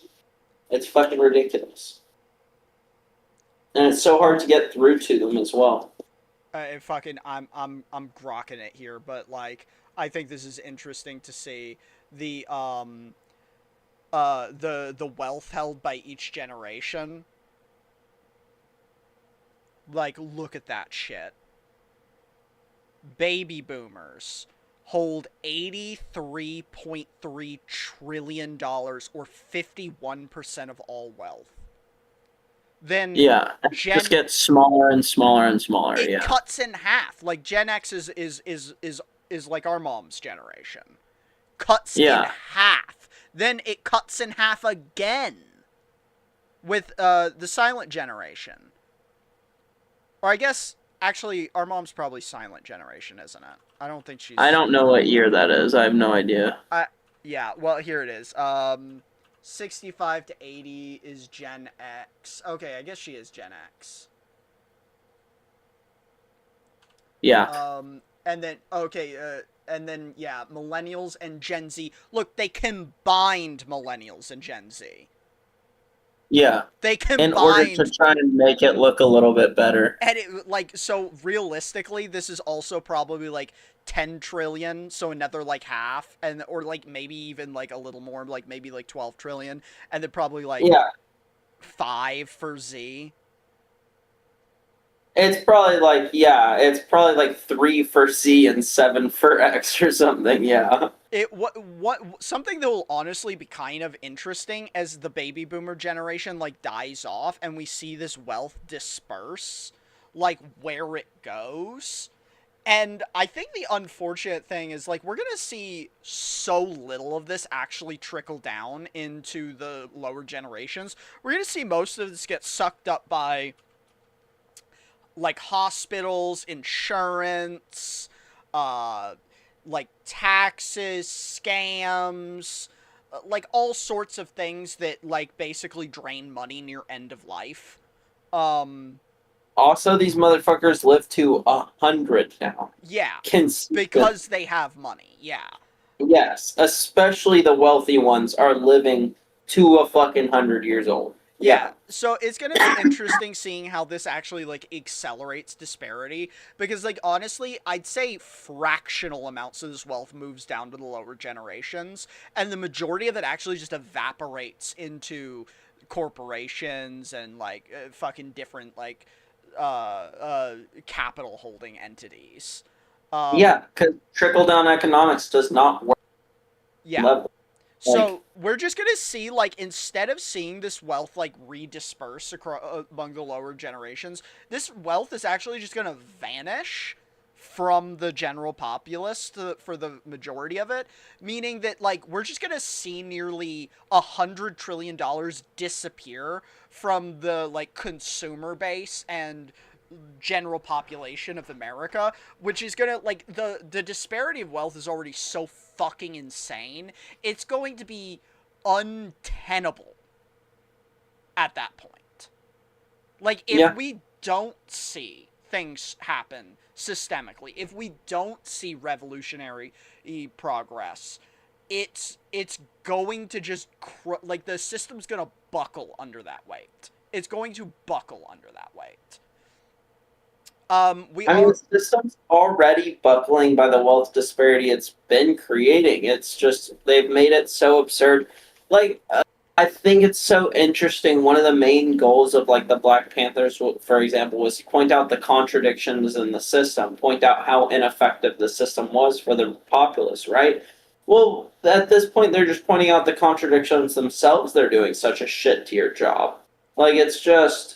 Yeah. I mean, nobody can afford to live. The people in my generation, if you make like $50,000 a year and you're my age, like, you're actually one of the top earners in my generation. You know how absurd it's fucking crazy. And like most of my friends have master's degrees and they're college graduates and they can't find a job anywhere but like Sonic. Like, that's the best job they can get. Yeah. With a master's degree. So, talking about like economy health stuff, like we had a big dip on Friday because we started having quarterly results from a lot of companies, which of course the quarterly results were good, but that's not what's driving. You see a fear drive marker up here, a fear drive marker. The numbers. Good evening, Logan. We had like a pretty big dip on all the markets and a lot of companies because despite like job numbers coming out and showing that we added 174,000 new jobs this quarter and stuff like that, and showing that like all these companies are still making money, the prospectuses that were thrown out by like the forecasts thrown out by these companies in their most recent quarters were not good. So like all the fast food companies said we need to start looking at value menu items. Why? Because we think our consumers are running out of money. And we think this like future drive isn't gonna be able to continue. Planet Fitness, they just had their quarterly earnings, and in their forecast, you know what they said? We're going to actually not do membership increases like planned. Because we think we'll lose more members than we gain by doing it. Because we also think our consumers have no money. So Trump's pissed right now. He keeps talking about how like the Democrats are rigging the economy and shit right now on Truth Social, because he's like, we had job growth and all the companies were making money, but the stock market's tanking right now. Fuck. Because yeah, we had like the Dow shed 650 or 695 points or 1.3% in one day. We had the S&P drop 2%. We had the Nasdaq drop fucking 4%. All because you can bring your levels up a bit, Loki. Sky is about 40% louder than you. Oh, yeah. I had my mic turned down. I was peaking a little, and I was worried I was really loud. Because I also shout a lot. Is that a little better? I also have Sky turned up, because it was said that he was a little... Oh, if I could just muted Sky for a second. Okay. That's probably good. I assume that's good. Righteous. But yeah, we have these markets being driven down right now because rightfully so, every company is correctly seeing that while, okay, we had new jobs added, you have to go, were they high earning jobs? Fuck no. What's like income growth at? Income growth only scored 3%. Meanwhile, inflation's like 4% already. So inflation is outperforming fucking, like, wage growth. The jobs that are being added are not good jobs. Consumer spending is decreasing. Despite earnings for companies currently being good, the companies are all like, the future looks grim. And that's finally bursting the bubble. I mean, we already had a system that was basically being floated by just NVIDIA. So, like, we knew this shit wouldn't be able to continue much longer. The bubble is just AI slop. It is. Like, that's the only reason the economy is not, like, depression and fucking shit. It's just AI slop. That's it. Yeah, it's the AI Ouroboros. The AI Ouroboros is the only thing driving, like, overall economy growth. What was it we talked about last time, that when you adjust for, like, we had some progressives starting to run with the numbers of not comparing, like, actual wage growth or inflation, but purchasing power. But, and that's, like, down, like, 15%. Because, like, everything costs so much fucking more. Which I think is a more realistic way to measure, or, measure, like, where people are at. Like, I remember just, like, offhandedly on one of the streams, I was talking to Logan about grocery prices while we were playing a game. And I think, actually, yeah, we didn't talk about this last pod. I was just talking about this to Logan when we were playing Far Far West, about how much grocery prices have gone up as like kind of a measure that's showing how people can't earn or can't buy as much. And he was like, yeah, he was like, his grocery price, he was talking about like how just buying protein makes up like 20% of his grocery bill now, because like just certain things are so fucking expensive now. Dude, I looked at recently. I did like a little self experiment. So I went grocery shopping, and then I tried to find like the most similar grocery haul I did before COVID, and I'm talking double the price, dude. Yeah, double the price. Like legitimately double the price for almost the exact same stuff. I'd say the only thing I buy now that isn't way more expensive is just tofu. Tofu's still cheap as shit, but like, it's the only fucking tofu is now $2 a block. It used to be $1 a block. That's what I mean. That's still cheap. Don't get me wrong. For 70 grams of protein, that is a very cheap source of protein, right? Yeah. But and to be fair, yeah, like the tofu locally, groceries for 4 adults and 2 children about $600 a month. Yeah, that's it's pretty crazy. I mean, Gabby and I eat pretty cheap, and I still spend about $200 every other week on groceries. And then also, like, Gabby and I still probably eat out maybe once a week, once every other week, and that's always like $80 for 2 people if we eat out. legitimately. Yeah. Now part of that is because like I refuse to not tip well, so like even like I think the cheapest place we regularly go to will be like Gabby and I really like to go to this vegan burger place that I fucking love. If you ever come to Johnson City, you gotta try this place because you'd love it. The cook there, Doty, he'll do you could just have him do a cook special where he makes you whatever he feels like, and it's always a vegan. Like they have non-vegan stuff, but his cook specials are always vegan. Goddamn,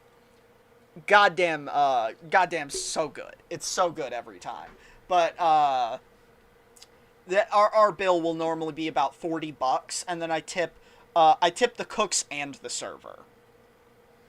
This is a strong, big vegan kitty cat right here. Look at this. This is what veganism does to a cat. Makes them strong and big. Yeah. Yup. Fucking science. Fucking science. Fucking science. But yeah, like that's like our favorite places to go go to this place because the food is always good. The portions are pretty good. It's about $15 in entree, maybe like 20 with a side. But yeah, and then I always tip like at least $10 to the server and $10 to the cooks normally. So it turns it into a $60 eat out. And that's like one of the cheaper places. Yeah. No, I mean that's what it be. Yeah. Who's this on your neck, dude? Were you fighting your sister? Cat spats. Yeah, you and your sister need to quit jacking, bro. You need to be a little cutteroony. Yeah. But, like, groceries are one of the things that contribute. Car prices, which, like, oh my god. What is it, like,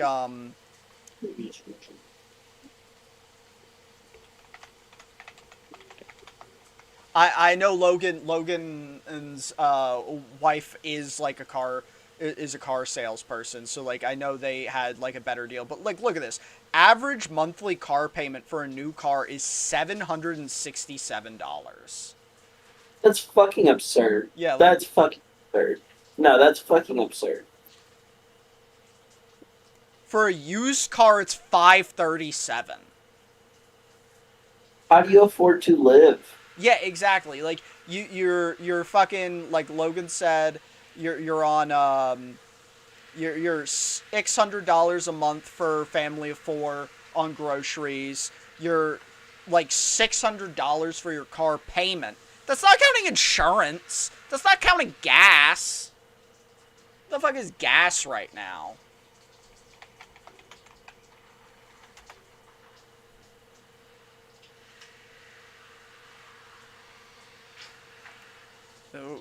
Fucking give me the fucking grok answer. I don't want to actually look it up. I'm gonna be an idiot. Okay, we have a map here. National average $4.17 a gallon.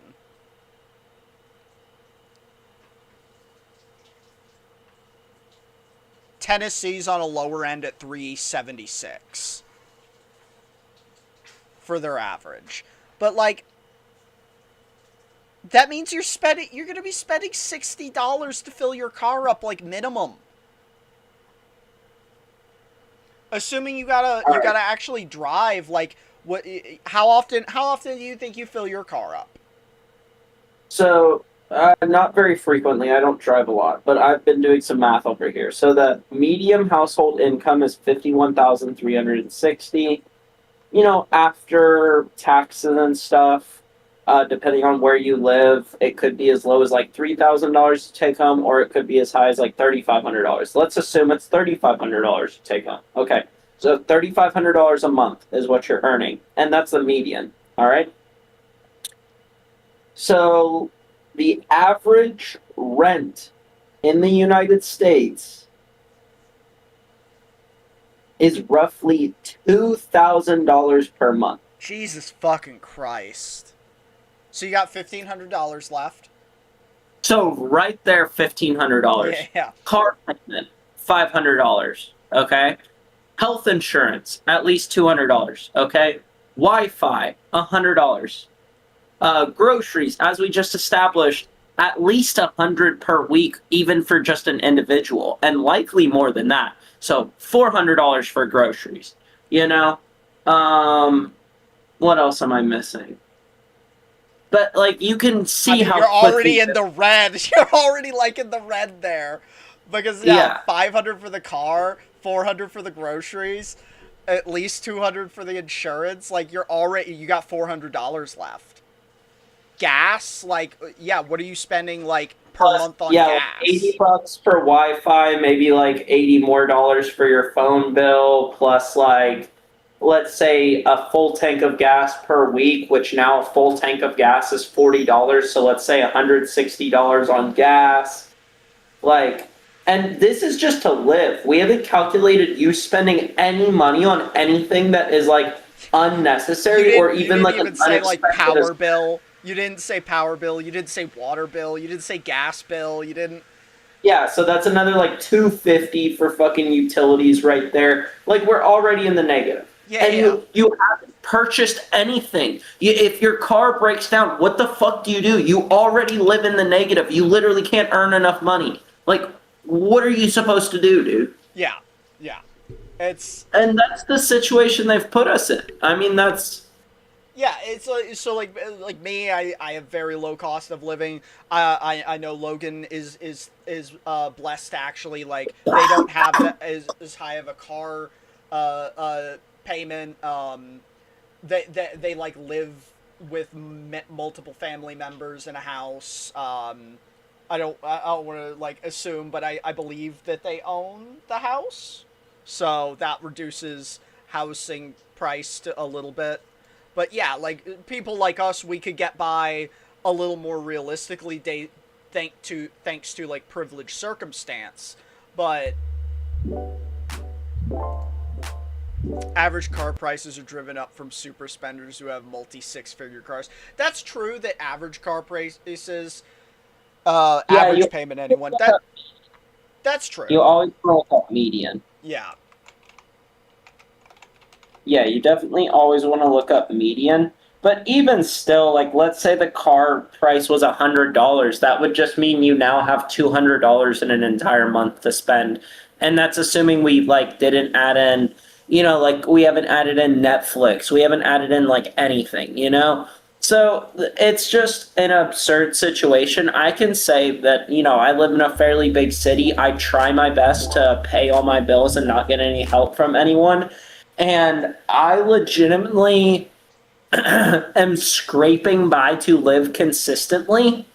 And my income has increased so much from what it was when I was like 19 years old. And I was bawling right before COVID when I was 19. Like, I was just living lavish, basically, comparatively to what I am now. Yeah. Yeah. Yeah. I can't even find any data on median payments. It seems like everywhere only goes by averages. But, like, even if we were going to cut that shit in half and say that the median is, like, 300, that's still so much. Yeah.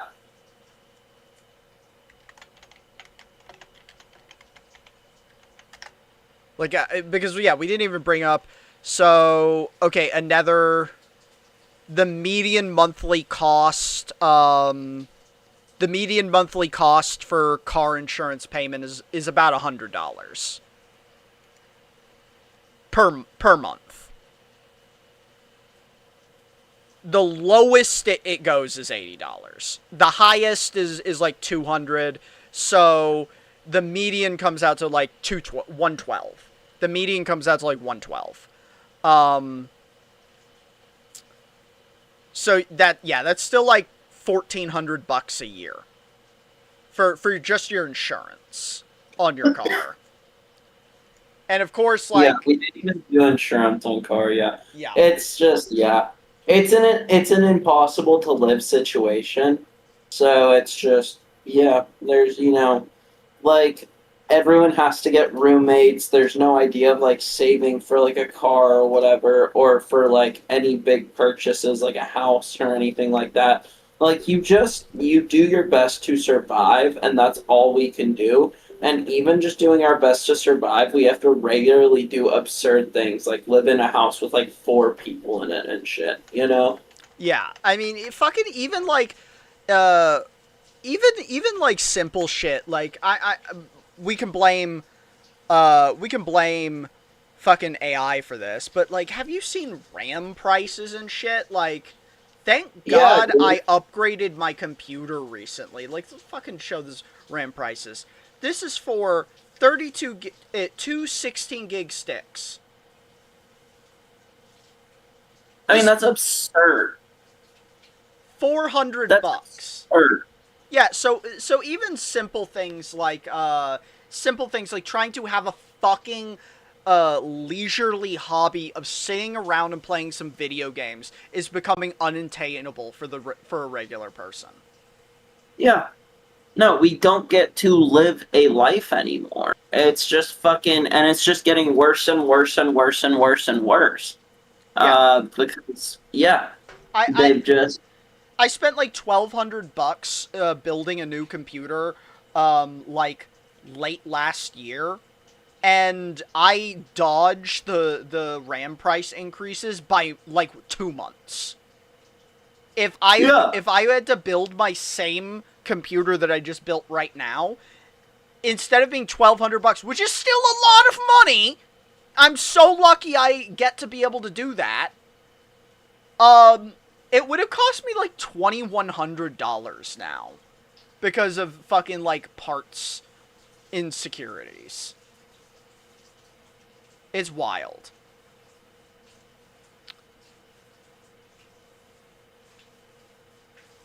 Fucking I guess kind of if we want to roll back around, there is this funny do you ever watch The Majority Report with Sam Cedar? Yeah, of course I have. They have this funny segment where they're pointing out like how we're talking about how at the very least everyone is noticing how stupid these people are now, and how Patrick Bet-David's own fans are roasting him for how he got owned by Mehdi Hassan.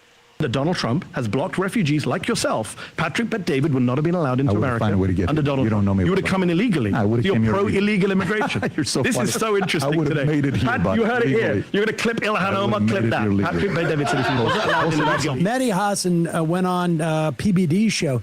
Now, I don't know what's going on with PBD. They're not letting the crew in on it. It's almost like PBD has moved into a different phase of his career where he's like, maybe things aren't so good for me to totally tie myself to Donald Trump. Maybe what I need to do is just burgeon or burnish, I should say, burnish my cred as just a thought leader, so that my Manect the rate goes up by another 20%. That's sort of been my strategy here. I'm just waiting for my Manect application to go through. But here he is with Mehdi Hassan. They talk about immigration here. Yeah, and Mehdi nails him, and I do enjoy like how almost PBD recognizes it and gets like a little bit of sick joy out of it. He's Mehdi is the perfect guy for this task. Exactly. Like, and I'm just realizing I need a better background than this green thing. Fucking Sam Cedar and fucking is mogging me with his nice stained glass background. He's mogging me. Now, I actually think my camera might be higher quality than his. Your camera's good. My camera sucks. I just use my laptop camera. I need to get a better one. You can count the pores on my face with my camera. Yeah, I'm using a $1,000 like Canon camera as a webcam. So, like, it better look good. It better fucking look good.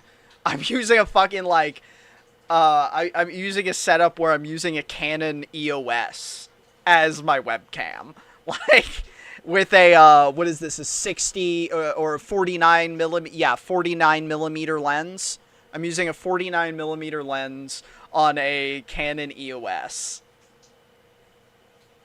Mark III, I think, a Canon EOS Mark III. It's a good camera. No offense to you, Sam, but Mehdi is just a little bit because he's buttoned up, and this is what PBD respects, and he knows that like Mehdi's running circles around him. I know, Sam. I know. Anti-New England discrimination never stops. Yep, it's crazy. Go ahead. They like old England. They don't like New England. Here we go. I'm not a man. I'm fan of, but he did that. Sure. Sorry, give me just a second here to slow this down.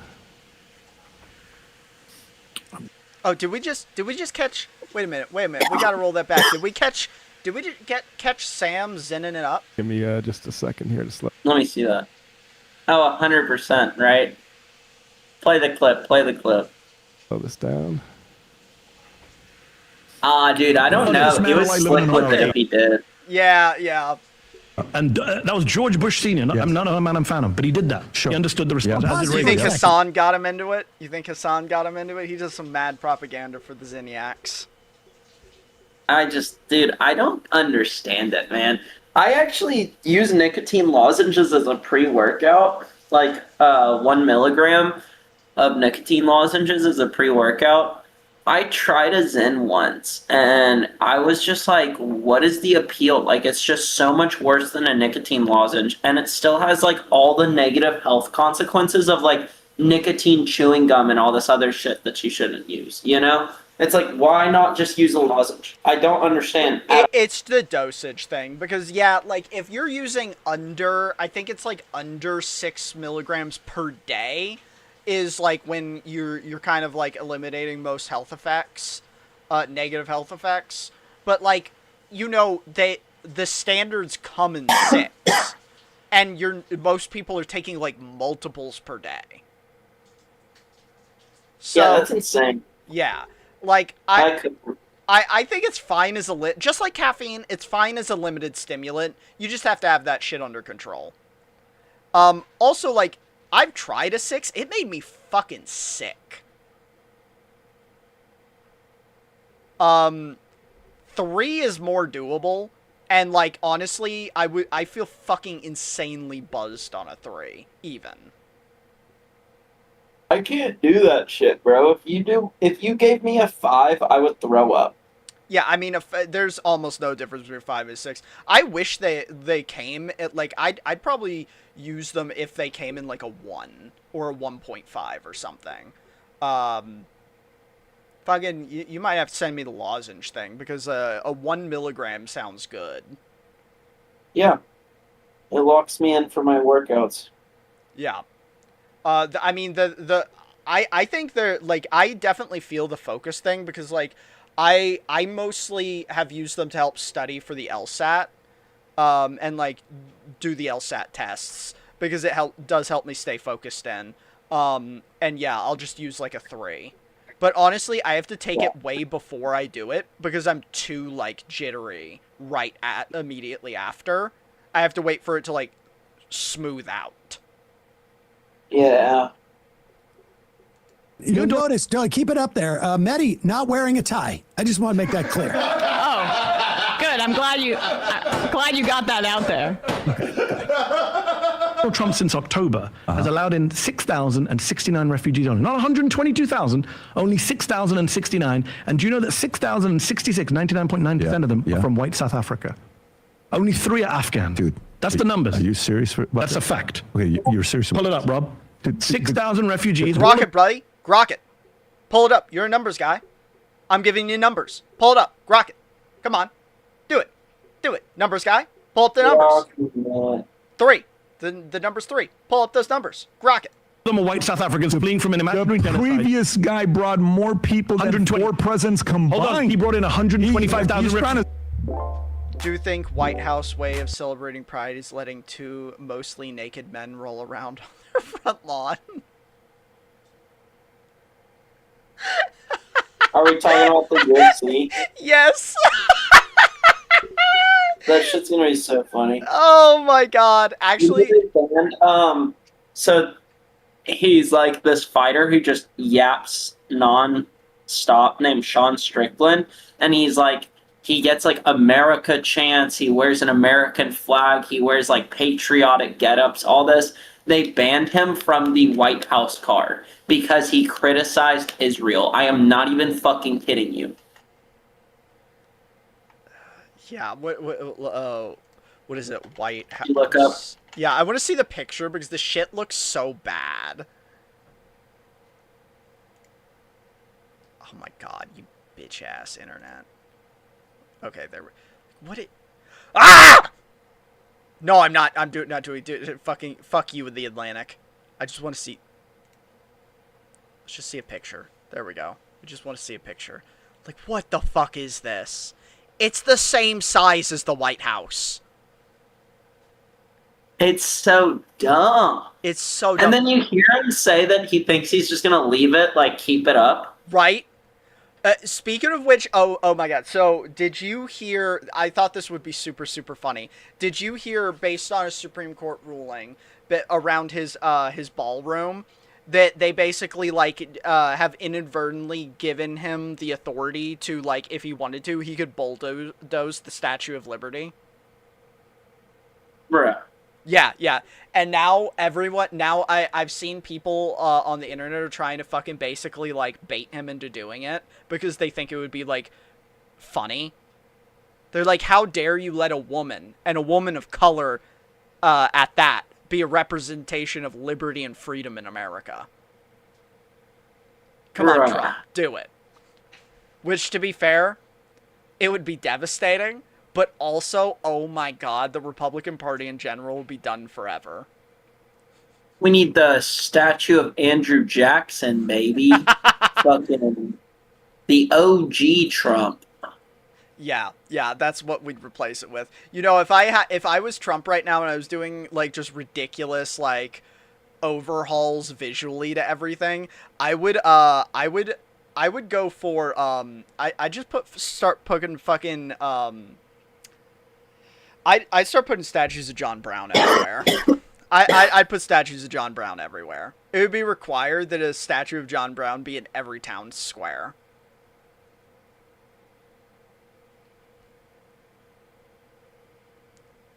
Say, guys, time out. Let's get back to our people. No, we're talking about refugees. Refugees are different. Yeah. It's not about jobs. Refugees, your international obligation. Like you're talking H-1B, green card, which one are you talking about? Okay, refugees, vetted by, you know, the vetted program. Sure. Where you're vetted abroad. You check you're not a terrorist, all of that stuff. That's what happened to you? Yes. Biden did it too. He allowed 125,000 people. He upped the cap. Okay. Trump dropped the cap with Stephen Miller to 7,500. Okay. And since October, he allowed in 6,069, according to the Washington Post. I want to know where you're going with this. he allowed in only 3 Afghans and 6,066 white people from South Africa. The 2 things I would say about that. Number 1, that's racist. You let in 99.9% of your refugees are white people who are not refugees, and you don't allow people from Iran, Iraq, Syria. And the second point is, Donald Trump wouldn't have allowed you into this country, and yet you sit and support. You voted for him 3 times. Donald Trump would not have allowed little Patrick Bet-David into this country. How do you feel about that? You're so funny. A genuine question. I'm getting owned. You're so funny. God, you're so funny. You're hot, too. Like, oh my god. God. I can't even wear a tie. I can't even wear a tie because you've got me so heated. Oh my god. Like, he literally would not have gotten in this country. And then he gives, like, the most cope answer where he's like, you don't know me, I would have made it here. And then it's like, okay, so you would have illegally immigrated? Like, what are you insinuating? You know? All these rich people say that shit. They're like, I would have made it no matter what. Even if you took all my money right now and gave me only $1,000, I'd still be a millionaire in a year. It's like, yeah, you're fucking delusional. You're delusional. The only person I've ever seen that's one of these rich guys that's ever given a realistic answer actually is Mark Cuban. Mark Cuban had an interview recently where he was asked that question. He's like, could you become a billionaire again? And he said, no. He's like, no, absolutely not. A millionaire? Maybe. A billionaire? Never. The stars basically fell into alignment for that to happen. He's like, you have to have resources and be in the right positions at the right time. You have to be alive at the right time. You have to be not just alive at the right time, in the right place with the right resources. And I'm like, at least he's fucking somewhat honest there. Yeah. So funny. It's a genuine question. He wouldn't have let little Patrick. No Iranians were allowed in this year. So how would you have gotten? You know what would have happened? We would have waited 1 more year, 2 more years for a Democrat to come and let you in. Bush Senior let us in. He was a Republican. Don't act like for a better Republican. No, but that's not racist. That's not the point. Okay, yeah, we'll skip a little bit ahead. No, don't skip ahead. Hold on. Oh, one wait. second. Maybe the clip I saw on Twitter. Okay, Matt's right. Matt knows what's up. We'll skip ahead, but I just want to make something clear.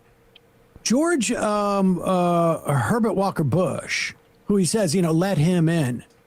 Yeah. In no way could win a primary in the Republican Party, never mind today, but even 10 years ago, maybe even 20 years ago. There's no way. Like, the Republican Party he defends would not let him in. Mm-hmm. The idea you're going to wait a year or 2 or 3 or 4. No, I got news for you, Chief. Nobody who was similarly situated to Patrick Bet-David is going to be let into this country under a Republican president, I would argue, for at least a decade or 2. And I'm just, I'm just saying nothing lasts forever, but there's no way. Go ahead. So this is just a couple minutes later, they pick up the point.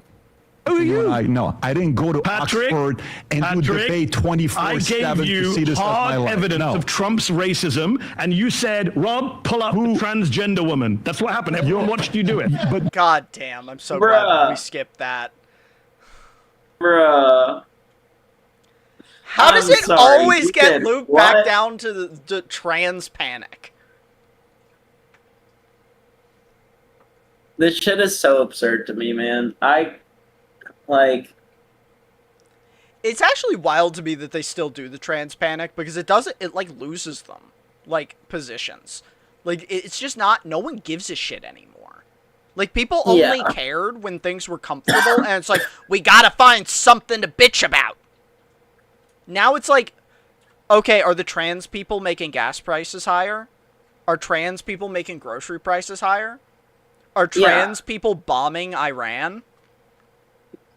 Literally, though. What this is, I always go back to, if we wanted to actually be effective in politics, if, Democrats or anyone ever has any actual interest in being effective in politics, you literally just constantly go back to policy. And it sounds so, stupid and simple, but it's so true. Even the making fun of shit that Trump does that people thought was oh, he's breaking the standard system. He's making fun of people doing this shit. And these politicians don't know how to respond. If you just fucking broke through and went, You have no economic policy. You have no plan for this healthcare. You are a liar who has been found to lie constantly, and here are your lies, and here are how I'm exposing them. You know, if you just looked him in the face and you asked him, so what are you gonna do with the issue of the nuclear program in Iran then if Obama's proposal is such a failure? And then just like watch him fucking wallow. Okay, so Obamacare is bad. What kind of healthcare proposal are you proposing? The best. You know? I'm proposing the best. The best. And what are you doing about the Haitians who are eating cats and dogs? How are you going to stop the cats and dogs? I love cats and dogs. Actual policy, like. No, yeah, it's ridiculous. I mean, that's what Madami did. That's what Mamdani did. Like, and he did that against a fucking another Democrat. Like, he did that against a liberal. So it works against liberals. It works against Republicans. You just have to actually like stick to a key issue and go, I don't fucking care about your trans panic nonsense. Yeah, I fucking missed that. Trans panic is such a crazy political stance. How they convince millions of Americans that a super minority of folks are America's main problem is beyond me. Yeah, it is crazy. It is crazy. How did we get here? How did we do that? I mean, we constantly do it. We do constantly do it. We just choose a new minority to focus on every time. But I just say that it really only works when things are somewhat comfortable and you're able to displace things are comfortable enough, but there's still, because of capitalism, that underlying tension and stress that weighs on us all. So things are like not so bad that it's like making people stare at the problem in the face, but things are still bad, or like just bad enough to where you feel somewhat stable, like things might improve. So you go, what the fuck can I complain about? And you go, trans people. And that's honestly how we got here. It's just like things were slightly comfortable. That's good. I don't know if you saw this. This is like semi-breaking. It looks like the war is just like fully back on. Like Iran is bombing Israel again, and yeah. Okay, so the peace deals or peace talks have fully disintegrated. Yeah, I mean, not according to the White House, but according to what's actually happening, 1,000%. Yeah, what we got? Breaking news, like, Israel launches strike on, after Tehran fires barrage of missiles. Tel Aviv. Israel said it struck military targets in Iran hours after Tehran fired a barrage of missiles towards the country for its first time since the ceasefire took effect in April. Well, I mean, this just makes sense. Ben Gvir said, like 5 days ago or something, that America will never enter a ceasefire so long as we exist. Or so long as we're in charge or something. Yeah. So it's like this. I mean, it's just. Yeah. Yeah. Fucking, of course. We never really... This means the stock market's going to tank even more on Monday. Stock market's going to tank even more tomorrow. Because we already have bad forecasts and people accepting that things are not good for consumers and consumers aren't going to be able to keep driving growth. And now we also have global tensions, which are going to make international trade that are impossible, which is going to kneecap, like, even NVIDIA and stuff. Because, like, fucking, we're still getting most of our chips that are integral for the AI boom from TSM, Taiwan Semiconductor Company.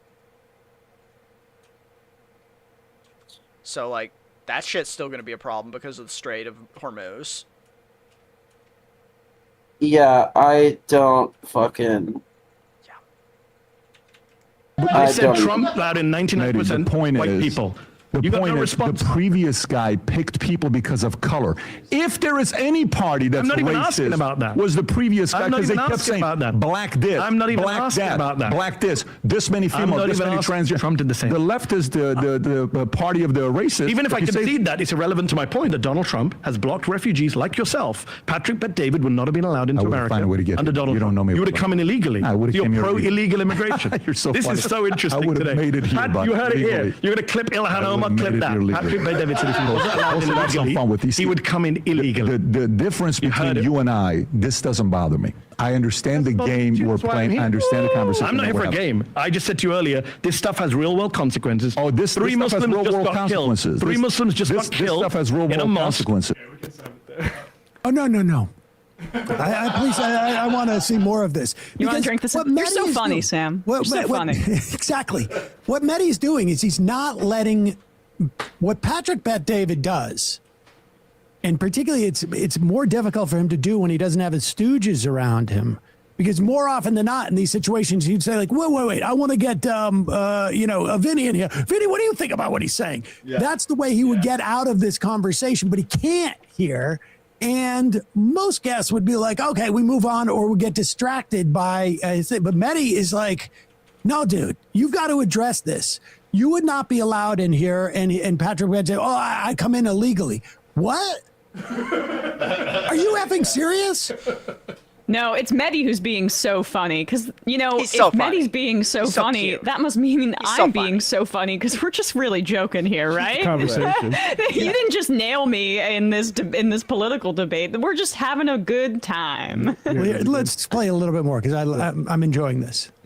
Black this many I'm females, not this even many asking. transgender. Trump did the same. The left is the party of the racists. Even if I you say- concede that, it's irrelevant to my point that Donald Trump has blocked refugees like yourself. Patrick Bet-David would not have been allowed into I would've America found a way to get under here. Donald You don't Trump. know me You would have well. come in illegally. I would've You're came here pro-illegal immigration. You're so This funny. is so interesting I would've today. made it here, Pat, but you heard it here. legally. You're going to clip Ilhan I Omar, would've clip made it that. here legally. Patrick Bet-David said if he wasn't allowed in have some illegally, fun with these. he would come in illegally. The difference between you and I, this doesn't bother me. I understand the game we're playing. I understand the conversation. I'm not that here for we're a having. game. I just said to you earlier, this stuff has real world consequences. Oh, this Three stuff has Muslims real just world got killed. consequences. Three Muslims just This got killed stuff has real in a world mosque consequences. in San Just so you know Diego because Republican Party racist rhetoric. And do you know what? Republican congressmen couldn't even condemn it. I assume you condemn what happened in San Diego. We obviously. 100% condemned it. But you know, Republicans wouldn't do it until they were forced to do it. Brandon Gill was asked on the congressional speak on their corridor. behalf. I I'm remember this. He goes, I won't speak for them. I don't care what they did. I don't care what they did. I don't care what the people that represent me did. I remember this shit.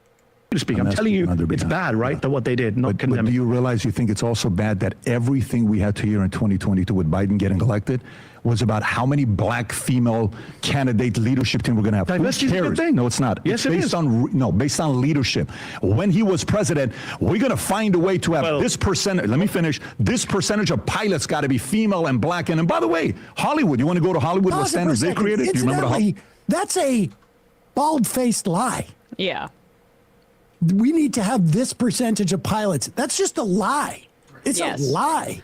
Yes. This is an out-and-out lie from a guy who is desperate to run away from the question they were talking about, which was, Yeah, what is he your wants to. They always want to redirect to the identity politics thing. I mean, the trans stuff is more just the extension of the identity politics distraction. We constantly just have to bitch and moan about identity politics, which is because like that's really all like a huge core of Republican voters actually care about is like this non-stop like bitching and moaning about identity politics and how Democrats do identity politics, which admittedly it's cringe. Like, you remember this, I'd say this is actually like somewhat of a valid criticism of Biden, is he did do some identity politics shit that was really stupid, and just doesn't look good and gives ammo to people to like attack him with, you know, like, I forget her name, but there was a woman who wanted to be part of the AGRA, like head of the like agriculture board, like the appointed person for the White House like agricultural head role, and because she was a black woman, Biden put her in charge of urban development instead. even though she was a professional in agriculture. And it's like a mostly like whatever bureaucratic role where it doesn't really matter that much, and almost any professional probably could have done it. But it's just like symbolic stuff like that. It doesn't look good. You do it so that you could say that you put a black woman in charge of urban development. And it's like, is that, like, you could have still had her. She wanted to do another job. But you're like, oh, but it won't look as good if we put her in charge of agriculture. Because, like, identity-wise, we don't think black women look like they know what they're talking about with agriculture. But, like, you know, that's the type of racism that they're actually into. Like, so... It's, like, identity politics is poisonous in general. I think, and we shouldn't focus on it. It's just silly and distracting. It's so you could say, look, we did something, while doing nothing at all. The only identity you have is working class. Exactly. The only identity you'd have is class. But they never want... identity politics is always a distraction from that. It's to subdivide you into other groups. Reaction to the fact that you would not be allowed in this country legally under this regime. Yes. And he cannot answer it. And so now he's going on to tell lies about, like, percentages of black pilots. Biden too. And like, he's right that Biden preemptively saying my VP will be a black woman and like undercut whoever the choice would be from the start because you're tokenizing Kamala Harris or the others that were being considered at the time. It gives so much stupid ammunition for the DEI and affirmative action, like, talking points too. This is more just like I'm not gonna wouldn't defend Democrats on this. That's why I'm saying, like, the identity politics stuff is stupid. It's poisonous. Just do good things and put good people in charge. And if they're minorities, they're minorities. And then brag about it after the fact, if you need the identity politic win. But, like, the ammo that was given and the undermining that happened with Kamala Harris because they got to paint her as the DEI pick is absurd. Just because you're such politically inept people. Like, the Democrats, they're just so politically inept. It's crazy that they're even a party. Or, like, an institutional party. I mean, nobody fucking likes them. I don't understand it either. I don't get how Democrats can still exist. I legitimately, like, when a candidate like Butch Ware runs, that's when I'm like, how do independents, how have we created this system? How is this system so effectual where we have, like, a shitlib do nothing, a literal fucking billionaire, a conservative, and they're all gonna get more votes than the one guy who's like, I stand for everything that you all have been screaming for like years now. It's only because there's only 2 stands with microphones, and every other stand is actually around the corner and inside a soundproof room. Yep. Yeah, and that's why I'm saying, like, I totally understand your opinion on independent candidates, but, like, you need to go to where the megaphone is, and you need to co-opt that shit. You need to take it over, because you might be a badass candidate, but no one's listening on that stand. People are listening over here, and they hate what they're hearing, but it's the only thing they are hearing. Yeah. And so then they just go, oh, let me pick the lesser of 2 evils. Yep, or not vote, which is what a great majority. They go, whoa, a shit sandwich and what is the South Park thing? A shit sandwich and a giant douche. I don't think I want a shit sandwich or a giant douche. So I'm gonna go like, I don't know, just go over there where there's not a shit sandwich and a giant douche and pretend there isn't one. I'm just gonna hope that the shit sandwich and giant douche don't affect me as I go over there. And that strategy hasn't been working, but it's the only option a lot of people see. And I mean, that's a kind of a problem with political intelligence and education in this country too. But like, you can't really do anything about it until the progressives are in control. You can't fix it until you can't fix that education hole until you actually have people who want to in control. Because right now, the Democrats and the Republicans benefit from this system. So you got it, like, there's no way, or for the most part, I think you could in some areas, but for the most part, you're not going to be able to win as a lot of these independent candidates running as a Republican, outside of some maybe niche scenarios. We see that it's actually not that hard to as a Democrat, though. It's not that hard to win as what would normally be considered an independent candidate if you just run as a Democrat. Yeah. Yeah. But that's because Biden used to be, or has some racist tendencies himself. The centrist campaign that he ran had some really cynical assumptions, I think, about black voters. And it's a lot closer to how PBD views race relations than how the left does. Trump has let in entirely white South African refugees. Do you think it was for their leadership qualities? Like, what are we talking about here? And PBD also claimed that Biden was letting in people based on their race with these quotas. What are you talking about? The temporary protected status, say, for people from Haiti or from Venezuela, the immigrants that came in, was a direct result of their political situation. It wasn't like, hey, people from Haiti are black and people from Venezuela are brown. Let's go. We're good to go. He's making that part up too. Yeah, I mean, fucking great job there. She's totally right. To paint letting in... started in data analytics. To paint letting in protected, or like to paint the protected status people being let in as like a DEI or race thing isn't true. It's a symptom of, like, to go back to the very beginning, of colonialism and us like basically fucking up every place that's non-white.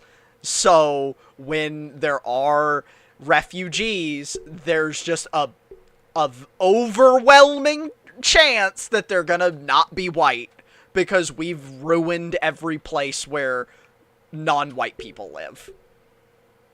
Legitimately. Yeah. And like, while Haiti might have not literally been us, in this case I think Haiti was France, it's still white colonial powers that are fucking up non-white areas. So, yeah, it's not a symptom of people, of Democrats being like, we're gonna replace white people, we only care about black people. It's just like, those are the people that need the help, because we fucked them. Yeah. And that's just how it fucking works. Yeah. It is. I'd say this all the time about, like, terrorism, too. Like, everyone talking about, like, terrorism is, again, like, it's just a symptom of fucking imperialism. Like, we can kill terrorists all we want, but it's like giving someone a cough drop when they have fucking cancer. Like, it makes no sense. Like, why did the terrorist organization arrive? It's because you brutally fucking trash their area from the imperial core, and eventually they recognize it, and then some group says, like, we want to fight, like, we want change, we can promise you anything, even if it's an afterlife, and people will fucking hold on to it because they're suffering. And then killing them makes it even worse, because you know what's going to radicalize someone into joining a terrorist group? Fucking bombing their mother, bombing their father, raping their sister, fucking, you know, killing like, their friend, their cousin, their neighbor, displacing them, bombing their fucking elementary school, destroying their home. Like, this is the shit that fills people with a type of hate and rage towards you, where they are willing to do anything to eliminate you. Yeah. And it's just, I mean, Like, do you That's what we do. fucking Trump claims we liberated Venezuela after bombing 6 critical infrastructural locations and then kidnapping their president. And yeah, you're right, their president wasn't particularly popular.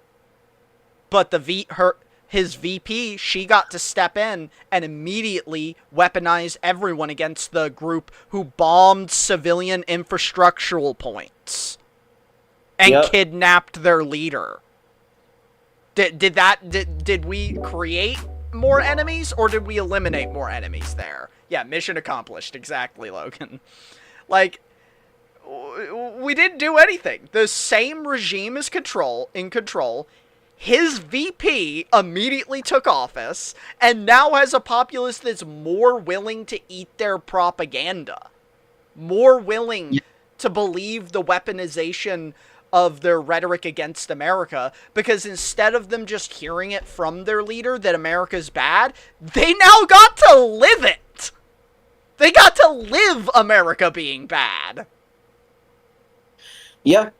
I mean, it's just consistently what happens time and time and time again with how we deal with foreign politics is, like, we just fucking don't actually do anything to fix the root cause of these issues, and ultimately it's because the root cause of these issues is the material conditions, and we don't actually give a fuck about fixing that problem. We don't actually give a fuck about the material conditions.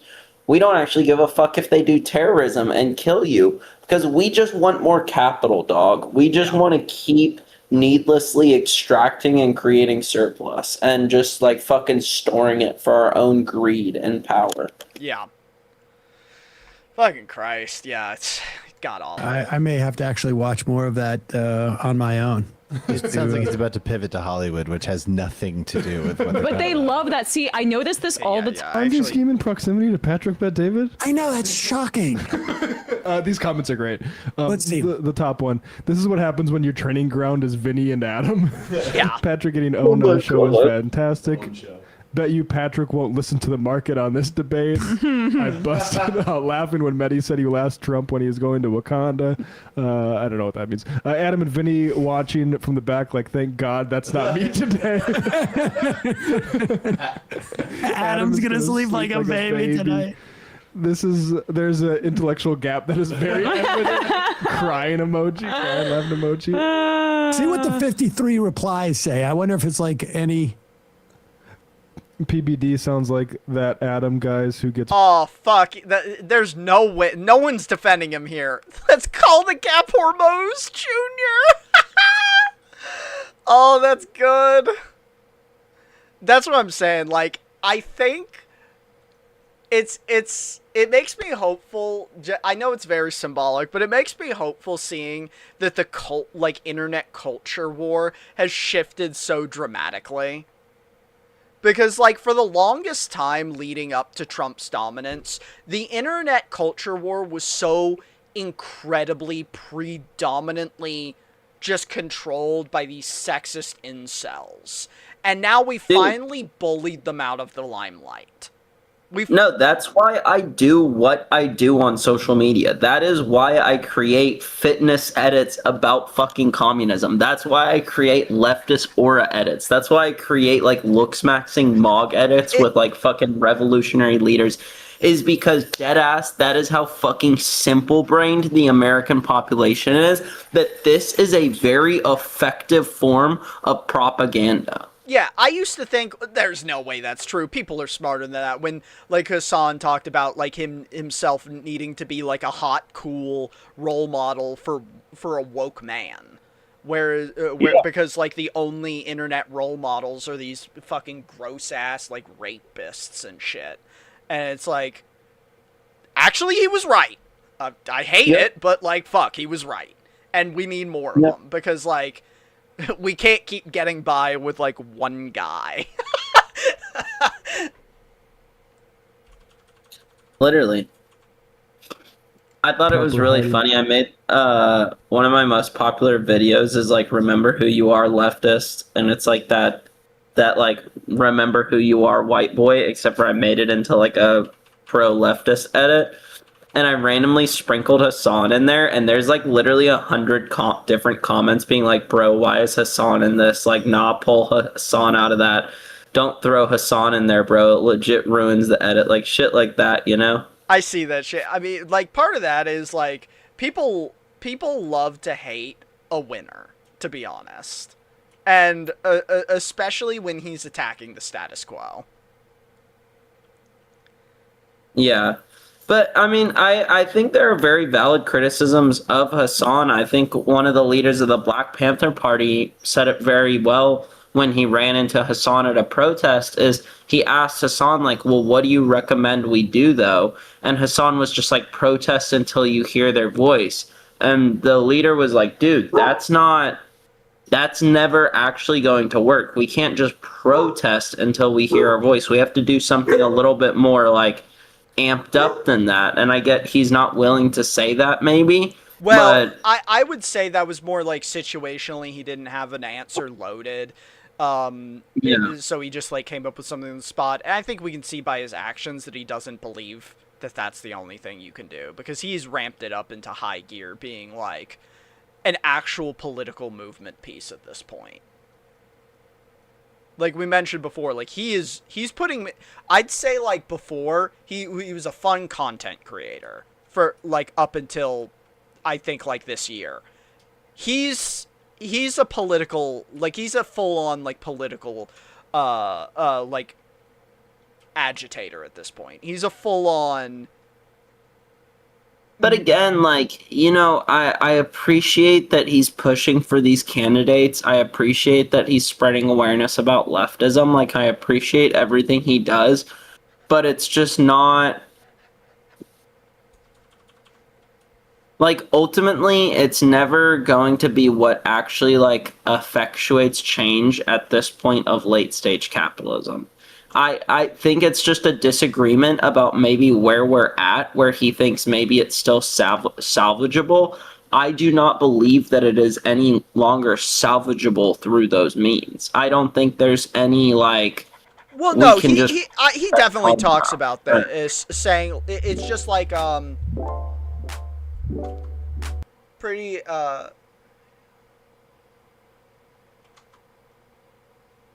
what is this? Oh, is this like a kick bot? Never mind, I'm ignoring that. It was just, I think it's just a bot in our chat. Anyway, I was gonna say, he constantly says you have to like temper your, or like just because there's like you have to attack everything from multiple angles. So it's just like you can't not do something just because something else is the more immediate response. So he, like, I know he believes that you need to just do everything you can. So you have to work within the system while you're working outside the system. Okay, if you're not a bot, then what was that? What are you talking about? I guess that I would say, I mean, this is, like I said, this is like a pretty extreme stance, but I would say that, like, if Hassan was really about that fucking life, he would use his money to create a commune, and he would be, like, literally training people in a commune, and, like, fucking, like, doing his own fucking, like, urban, practice runs in fucking LA in response, and, like, it would be, like, it's just... Like I said, it's not true revolutionary action. It's kind of like... And I get it, because the things that I'm asking him to do would definitely get him, like, fucking assassinated by the CIA. Like, 1,000,000,000%. Well, yeah, you know? So, like, there's, like, a pragmatic center you have to deal with. Like, a pragmatic center you have to deal with for your action. Like, what can you do without losing the ground you have, while also doing the most you can? I'm sorry, age of Twitter, Twitler, I don't... Pratt just got kicked off the love set. Haha, MAGA about to lose they mind up in here. I wish. Ramen just took number 2 in LA. Pratt is off the ticket.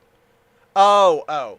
You know what? I dyslexically misread your thing and read kicked as just like kick. I thought you were talking about kick, like the platform.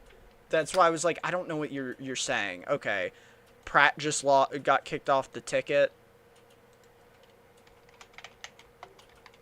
Yeah. Okay, my bad, dude.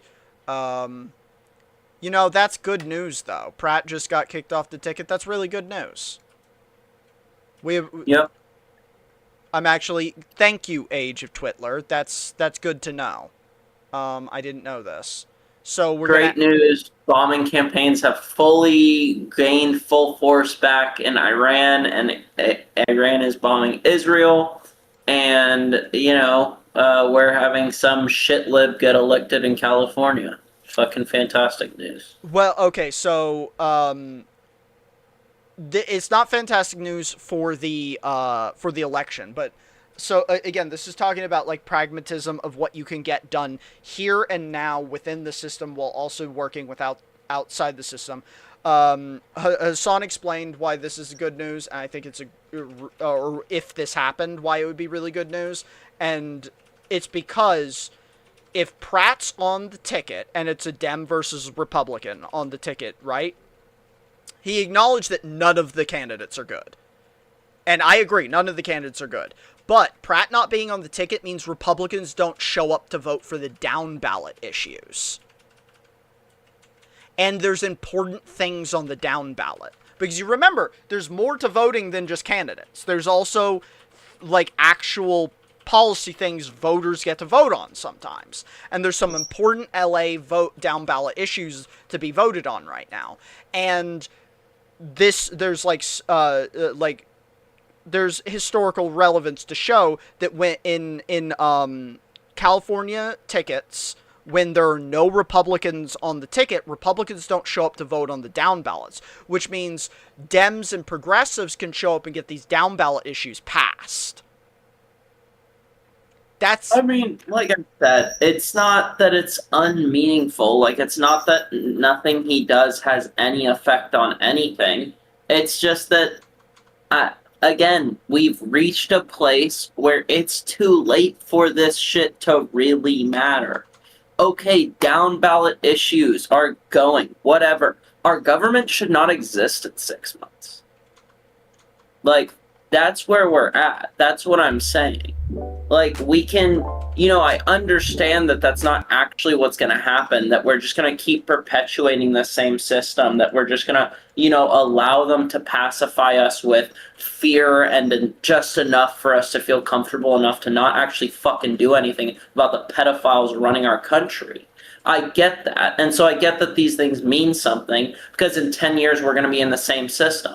But that's why I'm mad, is because in 10 years we're going to be in the same system, and we're going to be fucking dying from climate change. There are people in my city already fucking dying from data centers. The air quality, we just did studies on it. The air quality is fucking piss poor. People are dying of asthma. People are getting lung conditions. They're fucking killing us in the streets, both violently and with poor fucking conditions that they're causing on us with these climate disasters. I think Age of Twitler's on your side. Us. Age of Twitler in the chat's on your side. He said, I love to vote against fascism. Feels good. Yeah, I mean, I agree. I'm just saying, like, you gotta take the small wins to try and just, like, make sure that you're not totally falling. Because I feel you. I also have this overwhelming sense of dread and pessimism in the face of this. But I also just have to, for like the sanctity of my psyche, like at least go, okay, at least we got a tiny granule something every now and then. And like there's undeniable progress. Like leftism is growing. You know, higher. It's growing. It's growing. Winning. There's more people involved than ever. But this is the fucking issue, is when we fuck up where we are directing the leftists. When we direct the leftists into the DSA, when the DSA is the largest leftist fucking organization, and they are just fucking liberals. They're not even fucking socialists. They are just liberals. That's the fucking problem, is we're creating leftism to be just a bunch of fucking liberals. This movement is spreading like wildfire, and now it's becoming liberalism 2.0. Like, it's a fucking disease. Like, why is the DSA endorsing so many shit libs? Now, I agree with that. The DSA is fumbling. The DSA is fumbling. Why the fuck is DSA criticizing union leaders and activists, people who go to Cuba, people who do real fucking shit on the streets? Why is DSA criticizing them? Because they criticize AOC. Like, these aren't real fucking leftists. And I don't mean to be like a gatekeeper who is like so obnoxious and is like, they're not real leftists. They're not real leftists. But we're allowing people to co-opt a movement of revolutionary change, of liberation for the working class. And they're co-opting it into a bunch of shit libism. And that's the fucking issue with partying with the Democrats from the get-go. So I would say I agree, but we have to like, I think leftist infighting is kind of a disease that'll get us nowhere, so we have to reframe the criticism in a way that doesn't appear as we're self-cannibalizing, and have to more be like ostracizing and be like, instead of being like, you're not a real leftist, you need to be like, no, you're just stupid. Like, you need to not attack them, again, like identity politics. You need to not attack them and try and be like, you're not a true leftist. You can't just be like, no true Scotsmaning all these people. You have to just be like, no, that's actually not productive and it's stupid. Let's focus on the real issue. You have to just rein them in without actually attacking, like, the identity of it. That's what I said earlier. Like, that's what I do with... is why I said exactly that was my response to that election.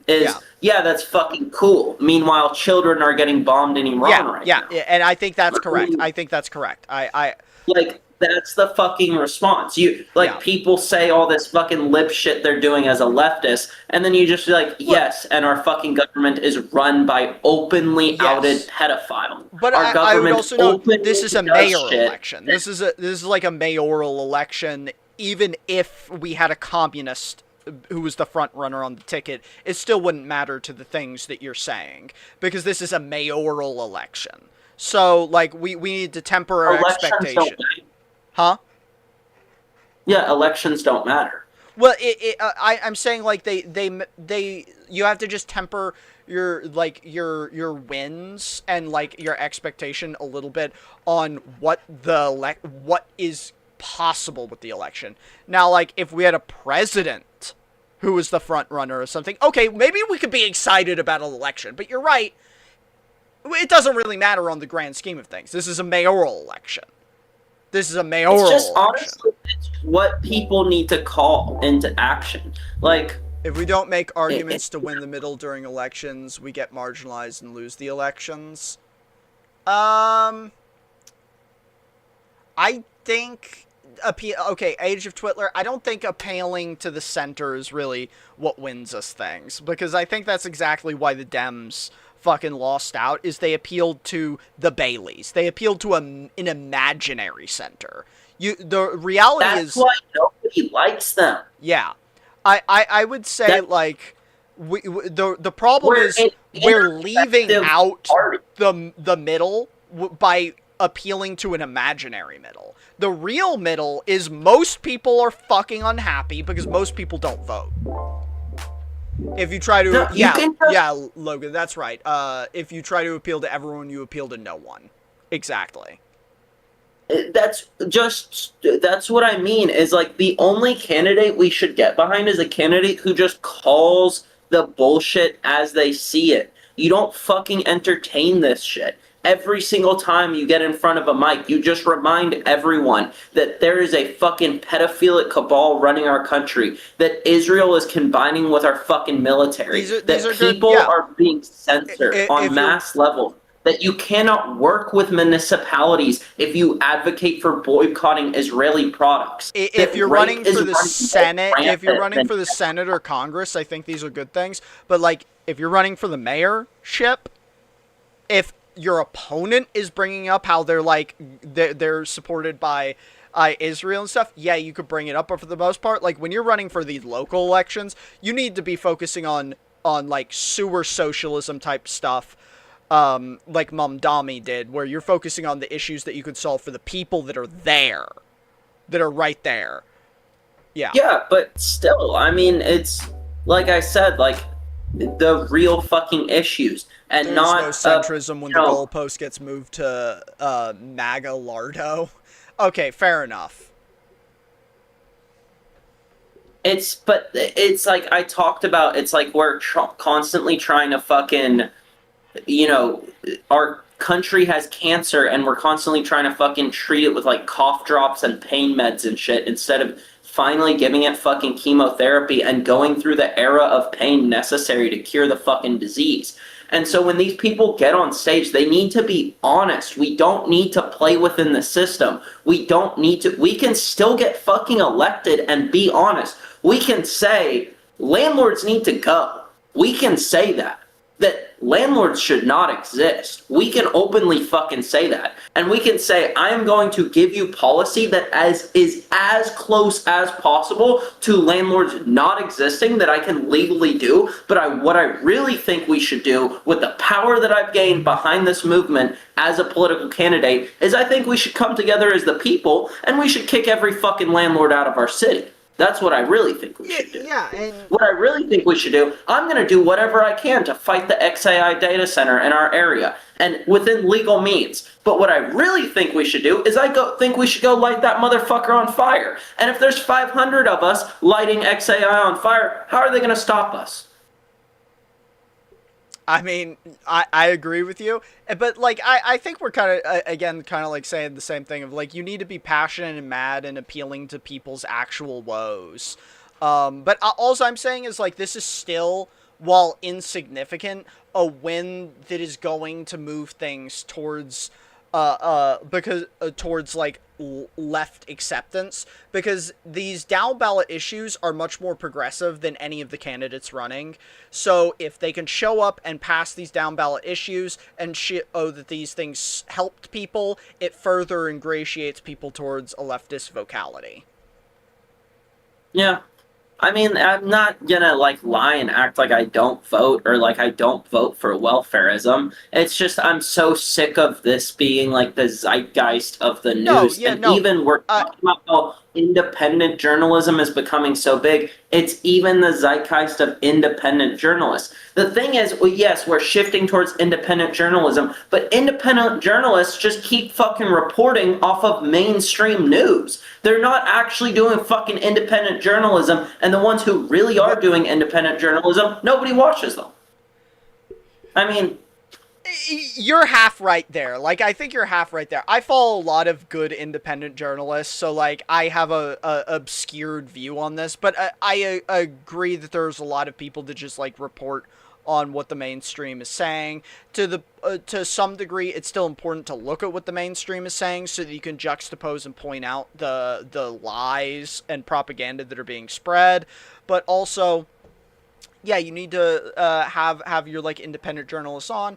I'd say again to like bring on how Hassan actually has like improved a lot is he brings on so many actual good experts and independent journalists now. I don't know how often you watch the Majority Report. The Majority Report can be very dry and boring, to be honest, in like a sensationalist way. But Sam Cedar and Emma, they constantly, yeah, Sam Cedar and Emma Vigeland here, they constantly have stellar experts and journalists on. So it just also, like, there's places you can definitely go, and we need to funnel people to those good places. Because you're right, there is a problem. Independent journalism, more people are moving towards it, but independent journalism is also, it's a house of 1,000 flies. And yeah, I mean, that's what I mean. When all we're talking about is, like, there's all this evil shit we're doing as a country on a regular basis that nobody talks about. No independent journalists, nobody. I have to go to obscure areas in order to find this information. Rape is running rampant in ICE detention centers. Delaney Hall has been going on for how long? And it's already falling out of mainstream news coverage. You know, people are at force, like, starving themselves on purpose to try and better their conditions on protests. Police are beating the fuck out of people and taking their shit as souvenirs like they're some sort of Nazi fascists. Like, we're bombing kids overseas left and right. We're starving people to death left and right. Like, we have fucking slave labor in prisons. Like, these things, I understand there's like a news cycle, right? We shouldn't let the Epstein files, these things don't deserve to go out of a news cycle. Just keep making news about them and don't make news about fucking anything else. I understand I gotta report on the new shit. I gotta report on the current events. Report on the current events on these things. Yeah. Current event. News headline. Still no fucking motion on the Epstein files. Yeah. Next day, news headline. Still no fucking motion on the Epstein files. Literally every day, bro. Like, I'll send you some independent journalists I follow because I think you're probably in like a more pessimistic opinion on this because you don't have like access or like you don't see any of these people who are doing really good work and spreading around. But like there's a lot of good ones, like some independent ones that of course Robert Evans is one of my favorites. Robert Evans is a great journalist. Chad Loader. Yeah, Chad Loader is someone, he's very specific to Los Angeles, but he pretty much does hyper-specific investigative journalism into specifically crimes that the police do and stuff like that. There's this one guy, I think he's been focusing on Tennessee stuff. I think his name is Judd Loom, maybe? Judd Loom. I don't know how to say his name, but he's done stuff like expose what is that guy's name? Paxton, not the Paxton from Texas, but the Tennessee Paxton. Like he got his like housing records and travel records and stuff and put them online to show how he was like embezzling travel funds and stuff from the Tennessee house, and also how he didn't actually live in the district that he represents and actually lives in Nashville, which is also connected to how he's embezzling those travel funds because he doesn't even actually have to travel because he lives in Nashville. There's a lot of people. I follow just so many. There's also like small independent organizations like Unicorn Riot is a good one that focuses on on specifically covering riots and protests across the world, not just America, but across the world from the perspective of the protesters and rioters in a positive light. There's a lot of good ones, and I agree, a lot of these people don't get the attention they deserve. Like, a lot of these people, like, Robert Evans is probably the biggest one just because he has a popular podcast. And, like, that's sad that he's only the biggest one because he has Behind the Bastards, which is a popular podcast. But there's like Unicorn Riot's great, and I think they probably only have like, I don't know, like 30,000 followers on like Blue Sky or something.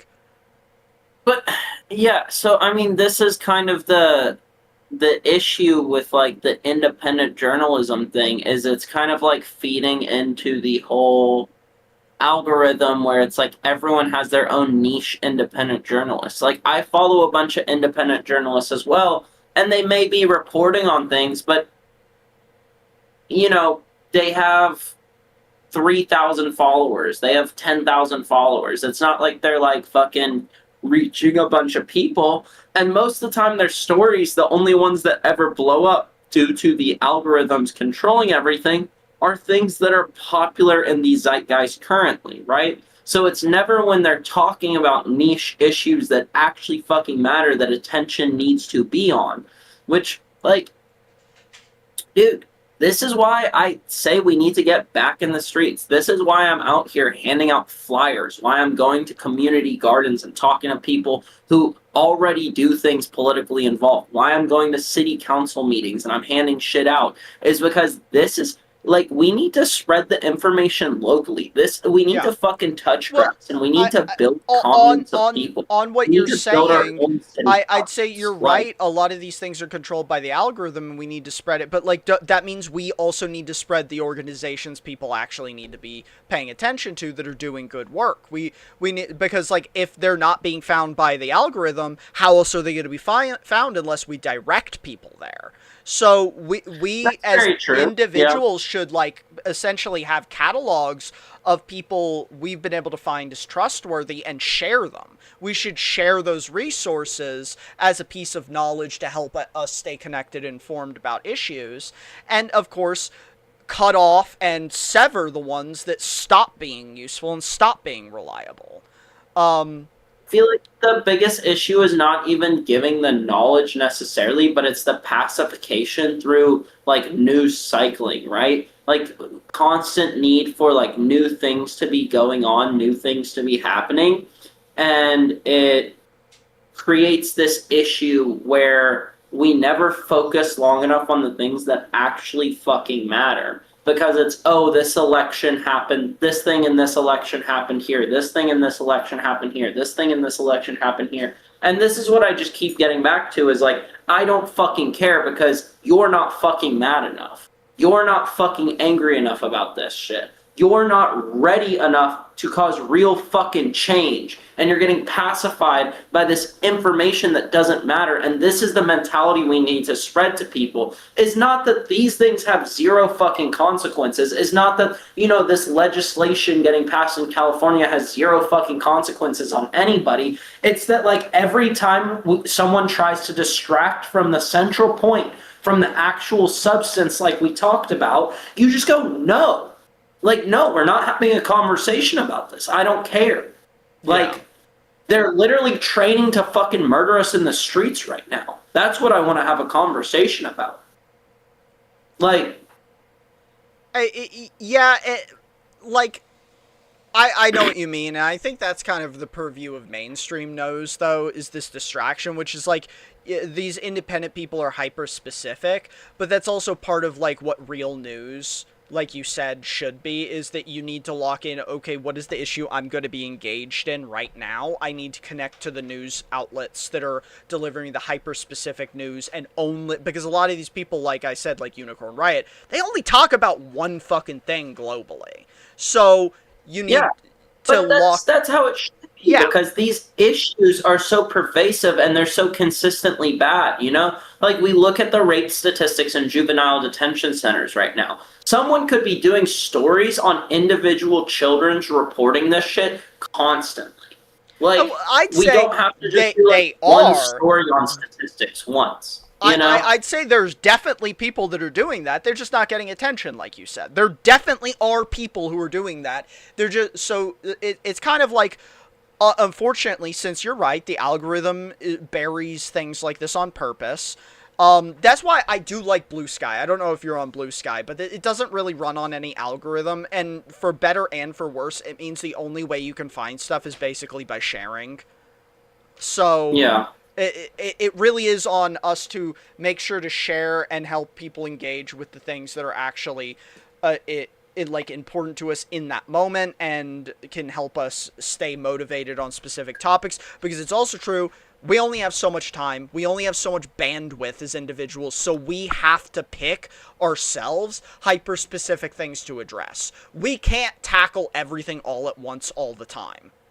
And it will just keep us non-stop bouncing around, being distracted. It keeps us non-stop, it'll either keep us non-stop bouncing around and too distracted to actually effectually change any one thing because we're trying to change all things, or it just makes us not do anything because we're overwhelmed by the overload of information. So, have you ever heard of Fog Teeth? I'm sorry, you cut out. What? Have you ever heard of Fog Teeth? Fog Teeth? Yeah, he's a content creator, Fog Teeth. No, I have not. Look up his Instagram, Fog Teeth on Instagram. Oh, okay, it's on Instagram. Okay, I'll look that up. And like you can just like watch like his last 3 videos he made, you know, and you will understand like this is the type of energy I need us to be on. Like this is because this is where we're at. Is it teeth like Teeth? Fogteef. Fog Teeth. Teeth. Okay, Fog Teeth. Yeah. And you should follow him. And donate to his chuff, because he's actually about that fucking life.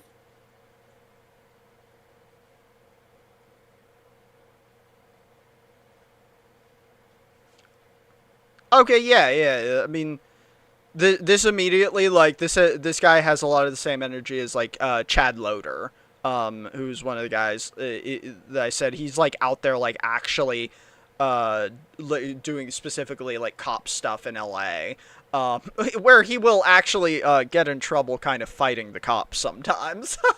Like, he's rad. Yeah, cops are fucking bastards. They assault you for no fucking reason. They've assaulted me numerous times for zero fucking reason. So, yeah. They're rat fucking bastards, dude.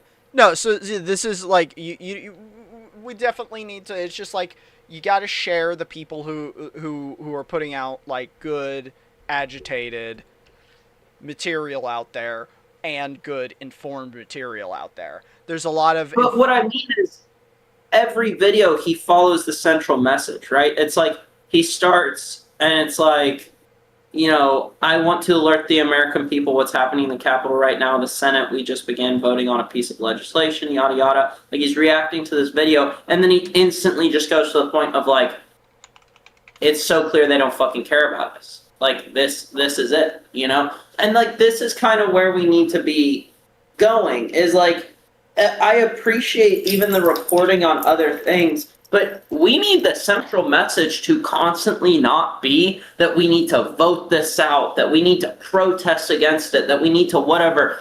The central message needs to be, we need to pull these people out of the buildings they're in. That's the central message. Yeah. Like there's no other response to the amount of power and control these people have. Either we literally do like a fucking multi-week protest as people and just like bring the entire economy to a complete halt, or we go into buildings and we rip people out of them. And we do that. Like, okay, that is those are our 2 options. Spencer Pratt promised to leave Los Angeles if he loses. That will be funny.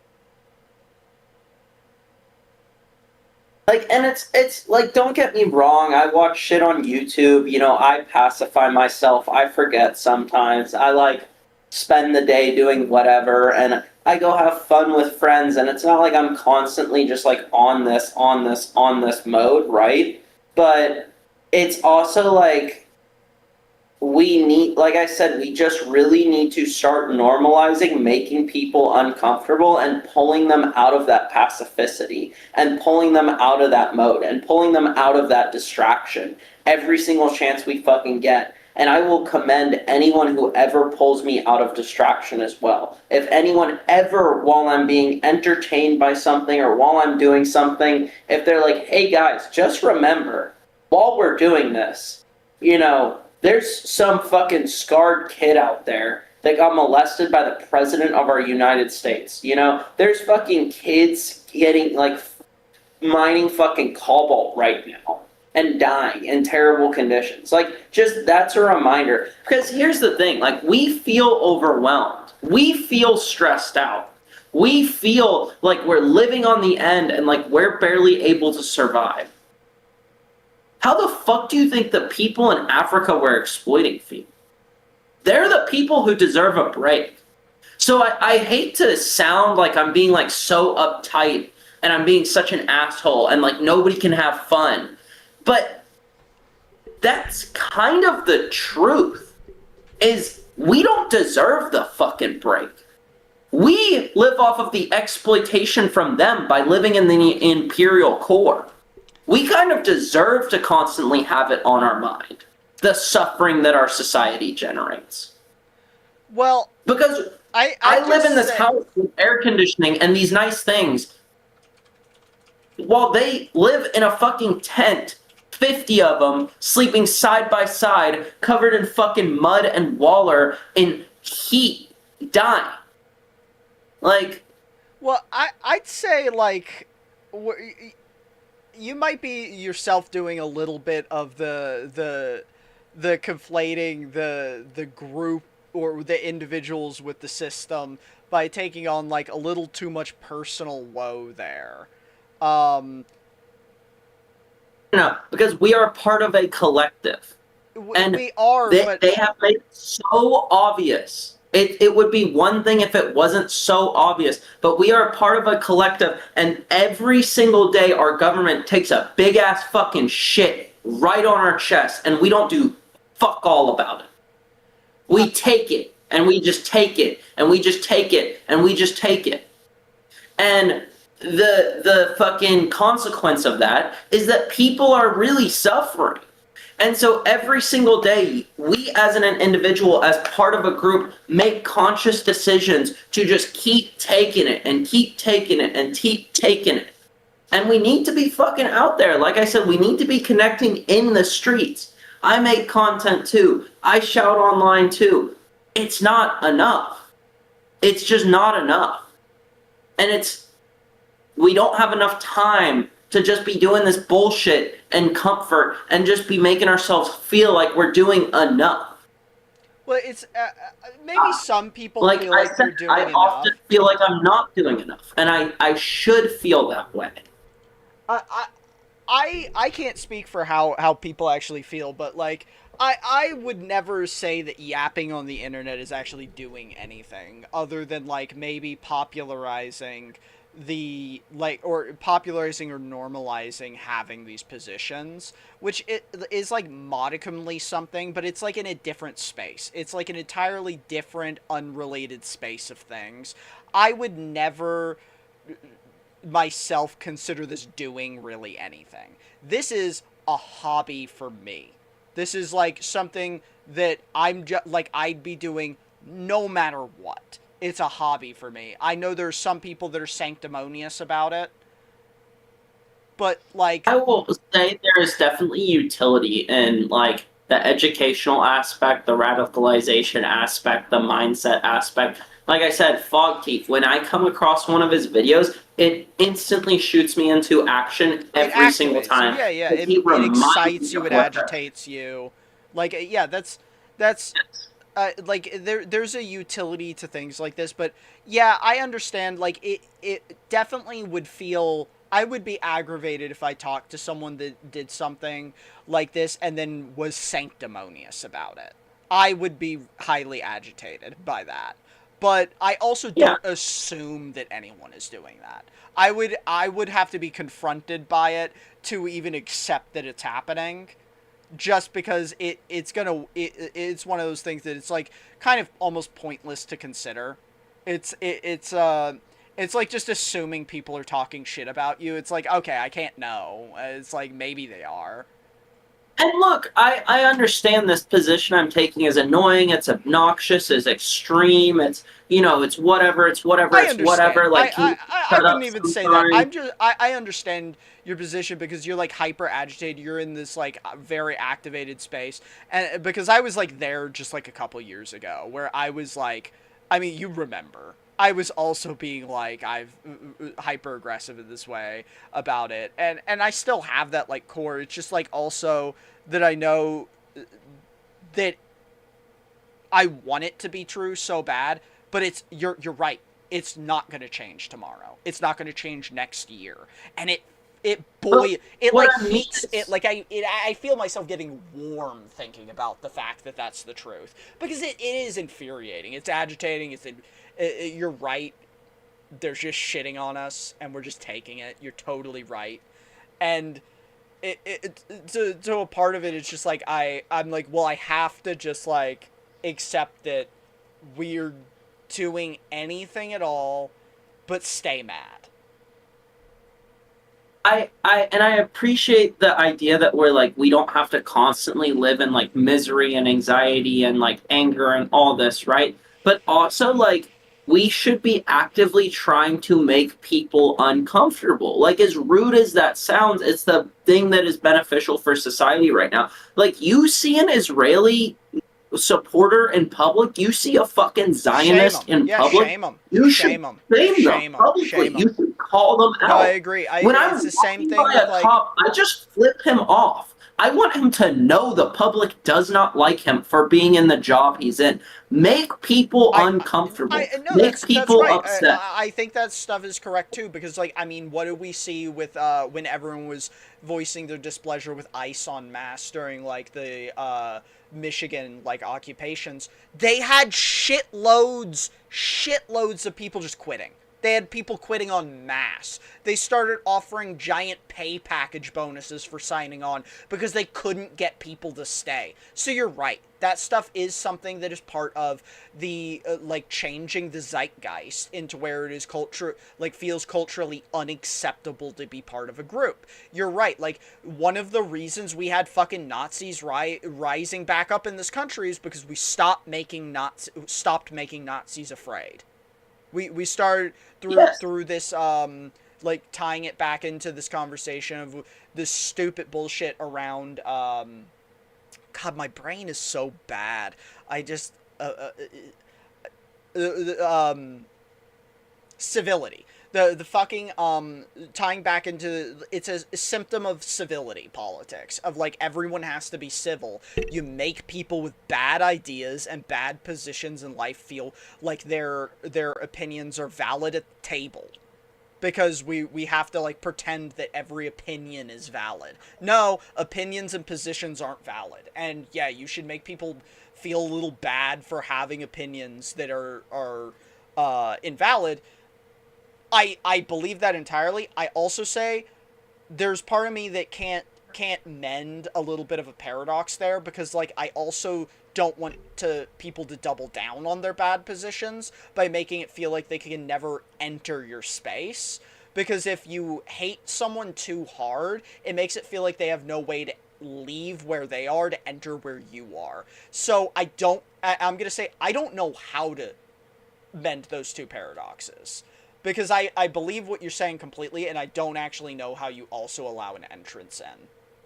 You bring it right back to the central fucking point, which is capitalism needs to fucking die. You bring it right back to the central point that there's an Epstein class and there's fucking us. You bring it right back to that point every single time. You don't say you hate this person because they are a police officer. You make it clear you hate this person because they're a fucking class traitor. You make it clear that you hate this person because they're defending fucking pedophiles instead of people. And you make them think about that shit. And yeah, they might get defensive. They might get angry. Oh, I'm not doing that.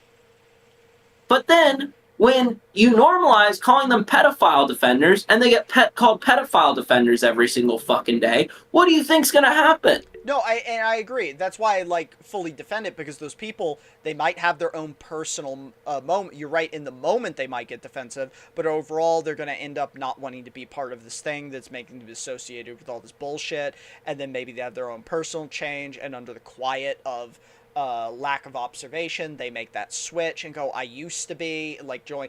That happens. But part of me, like, on the same conversation of that speed, like, and also just me having compassion for all human beings, part of me wants to be able to just, like, fucking grab them and pull them directly out and be like, you're fixed now. You're fixed now. And I wish that was possible, and maybe it's just not possible. Maybe that's just not possible, but, like, there's a part of me that wishes there was a magical rhetorical bullet to just, like, immediately, like, grab the ICE officer by the face and then go, you're cleansed! And just, like, they're suddenly fixed. But, yeah. I like, very much so empathize with that, right? But what I think about is what caused me to go vegan. And what caused me to go vegan was not some informative thing. It wasn't some niceness. It wasn't a kind debate. What caused me to go vegan was Vegan Gains having a rage mode on fucking stream and screaming and shaming someone, and it hit a note with me because it made me very defensive. It made me feel personally attacked. It made me really not like him. But then I sat with it, and every single time someone put an animal product in front of my face for months after seeing that, it made me think about it. It made me think about that anger. It made me think about that shame. And then all of a sudden, I found myself slowly watching his content because I was like, maybe I am wrong. Like, I'm feeling so guilty so constantly. Like, maybe I am wrong. And then eventually that's when you get into that space and you do the investigation on your own and you find out, like, fuck, I actually am the asshole, you know? Yeah. Like, actually, I do need to do better about this. Like, it's actually good that I was feeling like a shithead about this, because you should feel like a shithead about that. Yeah, and so, I had a very similar experience because, like, you know, like, back in high school, I was into all the, like, skeptic sphere, and, like, that for some reason had huge crossover with, like, anti-feminist shit.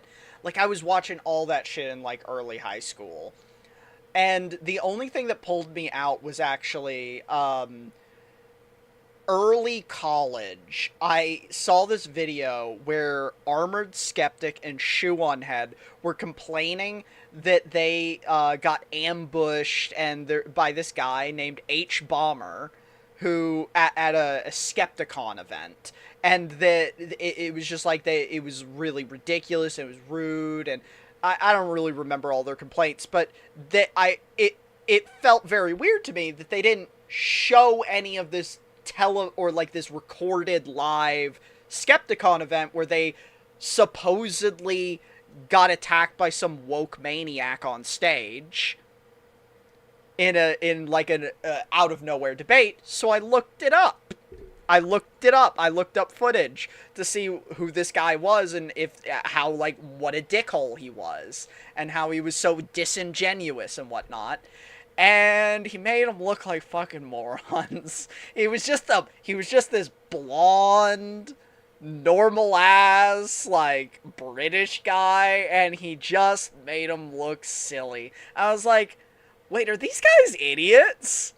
And then I started being like, are they liars? And back then, all these people in this community would have links to their sources.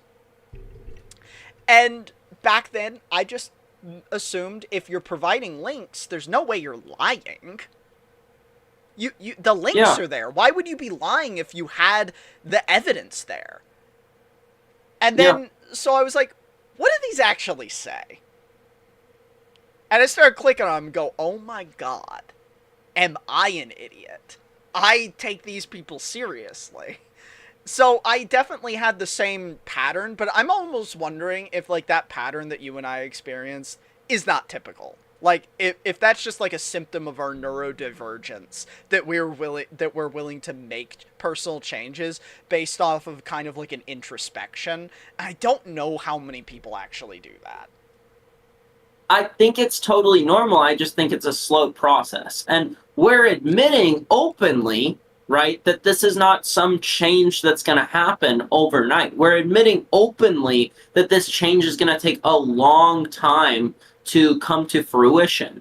And so what I'm arguing is that the like nicety politics, the talking about voting, the focusing on this shit, you know, making this such a big theme of our thing, you know, even as like entertaining as it is, and even as funny as it is, like watching, you know, like these debates where like Patrick Bet-David is getting shit on and all that, right? Like these things are fine. They're fine. But at the end of the day, what I really want to shift people towards is towards more agitation. I want to shift them towards more anger, more vitriol. That's what I want to shift them towards, right? And they're not going to get that unless they're uncomfortable, okay? And true. So now, one of two things will happen from this, right? Yeah. Is either the person is going to go get uncomfortable and mad at me, which is probably the most likely initial reaction, And now this person wants to do the opposite of what I want, right? And like we see that all the time, okay? But my argument is that eventually, through guilt, through shame, the truth, justice, it wins. If you just don't fucking give up. I am someone who believes that good always wins in the fucking end, but you can't just sit back and hope good wins. You actually have to push for good. And the reason good wins is because it plays on us as humans. We have innate logical capabilities. We have innate empathy and other feelings and other things that come into play that shift us towards good as long as we are faced with that reality long enough. No human on this fucking planet could consistently watch vegan propaganda and watch actual slaughterhouse footage and watch actual like shit on how these animals are treated and have that flashed in their face every single fucking day and then turn around and eat a steak. I mean, I agree.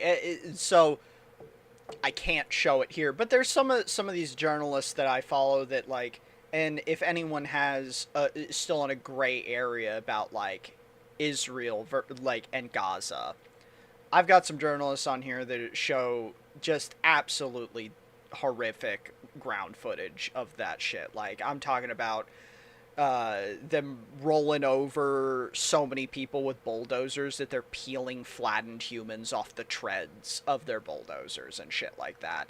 I cannot show any of that here. But, again, that's the importance of fight.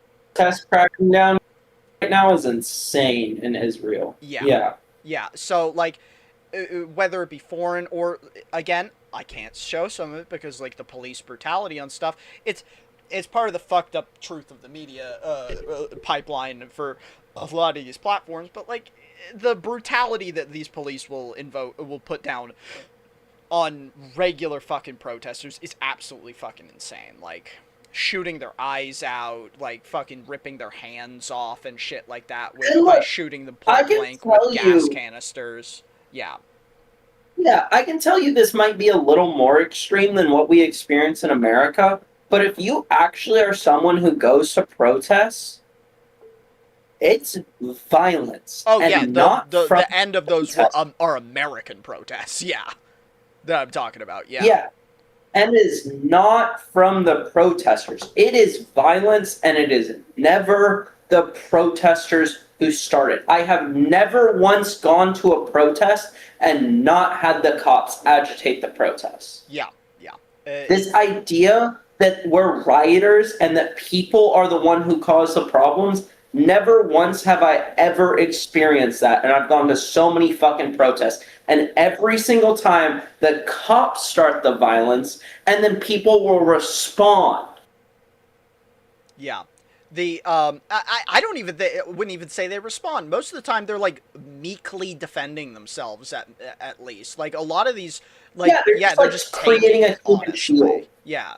And I watch some because like I said, if you are willing to watch them and find them, there are plenty of really good independent journalists, and the vast majority of them, if there is a protest in their area, they're on the ground there documenting all of it, and they're doing a good job.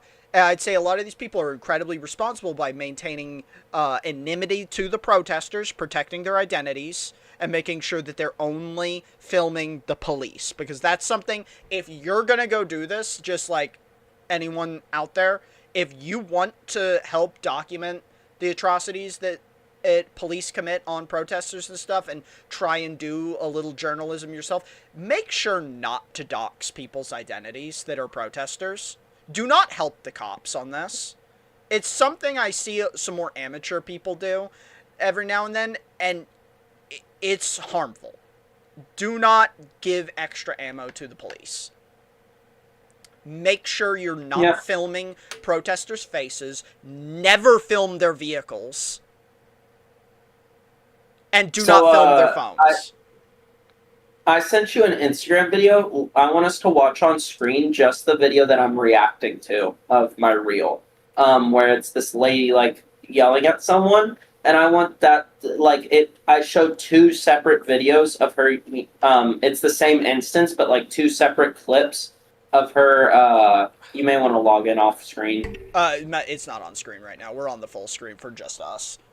Yeah, while we're just talking, I just keep doing it for just our faces. This is not visible. Cool. Sweet. Yeah, so, like, and I want to say, like, she gets confrontational with 2 separate people. And I want this to be the normal as well. And I think more likely the person that she, like, impacted and might actually behave differently in the future is the second person she spoke to. What the fuck?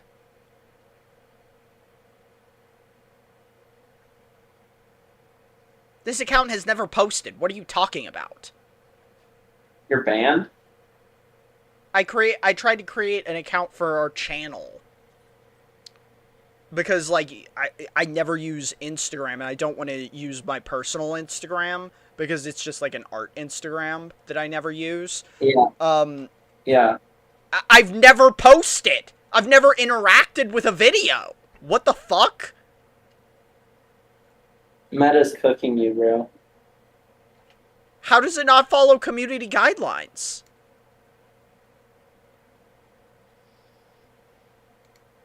They know it's attached to me. I'm actually amazed I haven't been banned yet.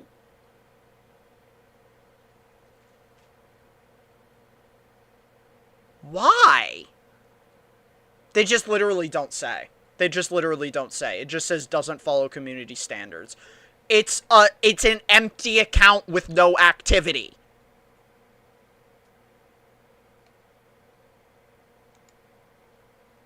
Dude, I actually don't even know how I'm gonna... Because I can't view this shit. Do I just have to create a new account? What the shit?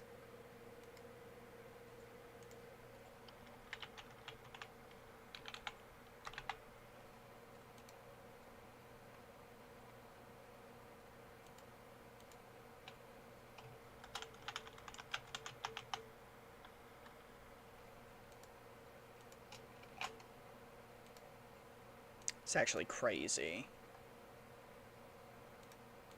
I'm actually befuddled. I hate Instagram so much. This is the only reason I haven't been using it. I acknowledge it's so good for growth. And this is the whole reason I don't use it, is because, like, every fucking time I try and use it, it just fucks me. Yeah. No, Instagram is an absolute bitch, dude. I also don't understand, like, there's, like, this partnership program or whatever where, like, businesses reach out to you on Instagram once you hit a certain amount of followers or views, or I don't know how it works, whatever. But, like, I automatically got shoved in this shit, right? And just every day it's like fucking peptide companies, like the most scummy of scumfuck shit reaching out to me. And I keep just, like, responding and being like, hey, you should maybe take 2 seconds to look at my channel, dumbass. Like, I'm over here talking about fucking revolution and shit. And, like, teaching people how to, like, lift in order to be able to get up while you're zip tied face down, you know? And you're like, talking to me about peptides. Like, you sound so stupid.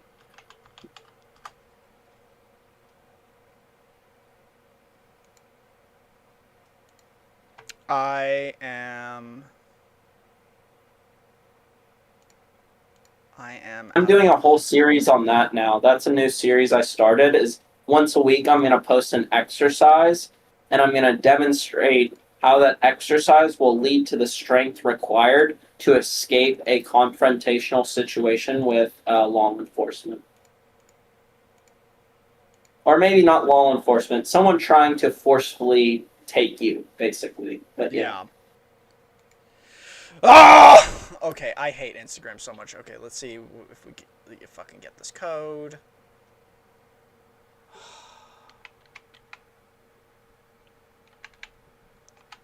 I want to know why the fuck the account I literally just created got banned.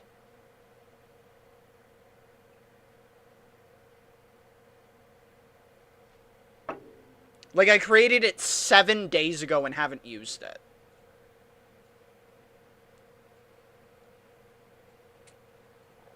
God damn it. Okay. I guess I have to re-input the link.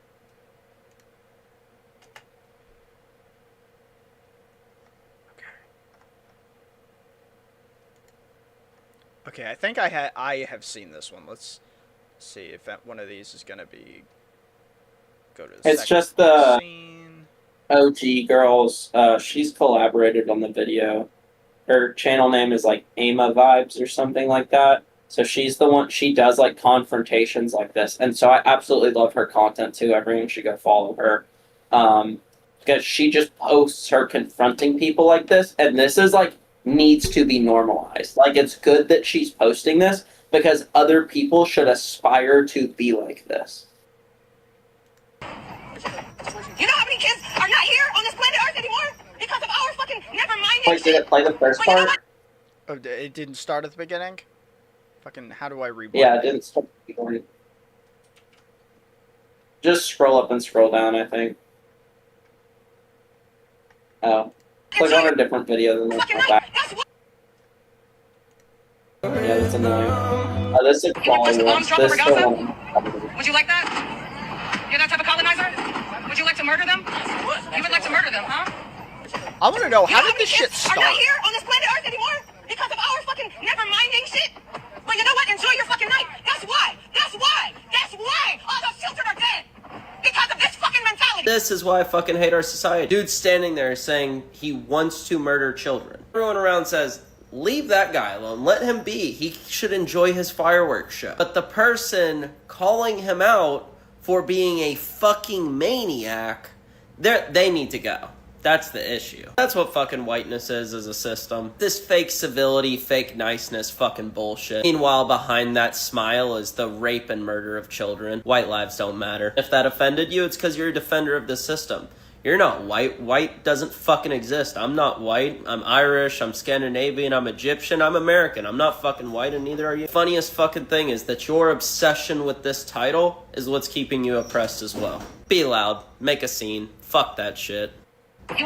That's pretty good. I feel like I needed a couple more seconds of this because I don't know what the fuck this guy did on the context You of can this go video. watch the OG video. She commented, you see the clapping? Scroll down. She's also collabed on it. It's called like Ama Vibes. Yeah, that's her channel. Okay. So you can click on that and you can go find the OG video. It's literally the one right before so it. She like reposted that. What you got to say about Palestinians? They suck. They suck. So what's up? I think, pause it real quick. I don't remember how the interaction started. Like, maybe she was wearing some sort of like pro-Palestine, like a... Oh, and he was like being a jackass. Kafia or something, and he started acting a jackass. Because she's posted a couple other interactions where that's basically how it started, is she's wearing some sort of pro-Palestinian something, and someone like starts being a jackass to her, right? Yeah. What's so great about you? You got brain damage? I know, it sounds like you got brain damage. You brain damaged? Are you a colonizer, sir? Yes, I am. A colonizer sympathizer? He loves the colonizers. He loves the colonizers. God, she's so embarrassed.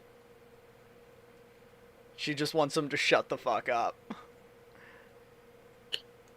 Again, like, I'm sorry. she's standing next to that. She hasn't let go of his arm. You want to watch the bombs drop over Gaza? Would you like that? You're that type of colonizer? Would you like to murder them? Yes, I would. You would like to murder them, huh? Yeah. So we're supposed to stand here and act like it's normal to be around. You know, I gotta say, this kind of attitude is actually also a symptom of, like, fucking toxic masculinity.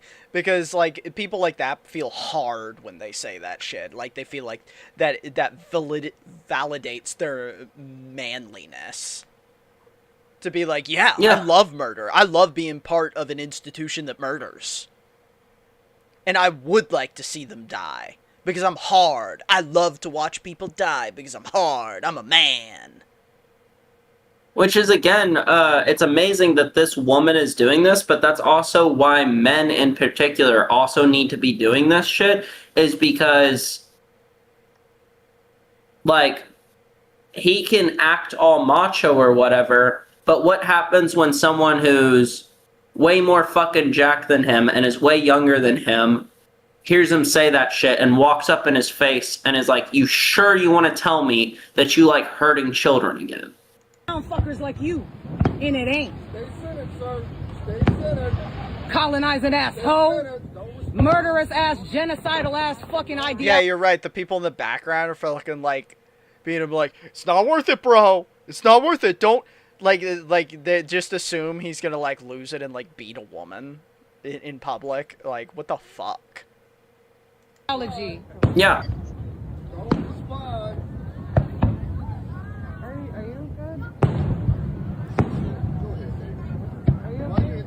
Why do you have a problem? Oh, why am I antagonizing him? Say I'm a crazy bitch.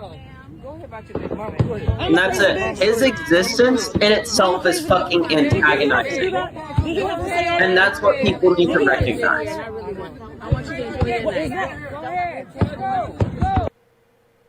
I think, I would say just from optics, it would be important to include how this started in the video. Yeah, a lot of them, she does include the, like, beginnings. I mean, this is, like, pretty much a lot of, every video I've seen of her personally is, like, her having these types of interactions with people. Very fucking brave woman, like, doing what people should do. I mean, to like connect it to how I defend like Hassan's America Deserved 9/11 thing. I also don't really have a problem with this because this is an antagonistic by starting it in this way, in a way that gets it more attention.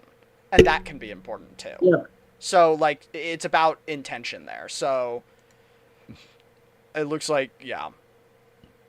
There was another What you got to say about Palestinians? I guess that's the same video. But yeah.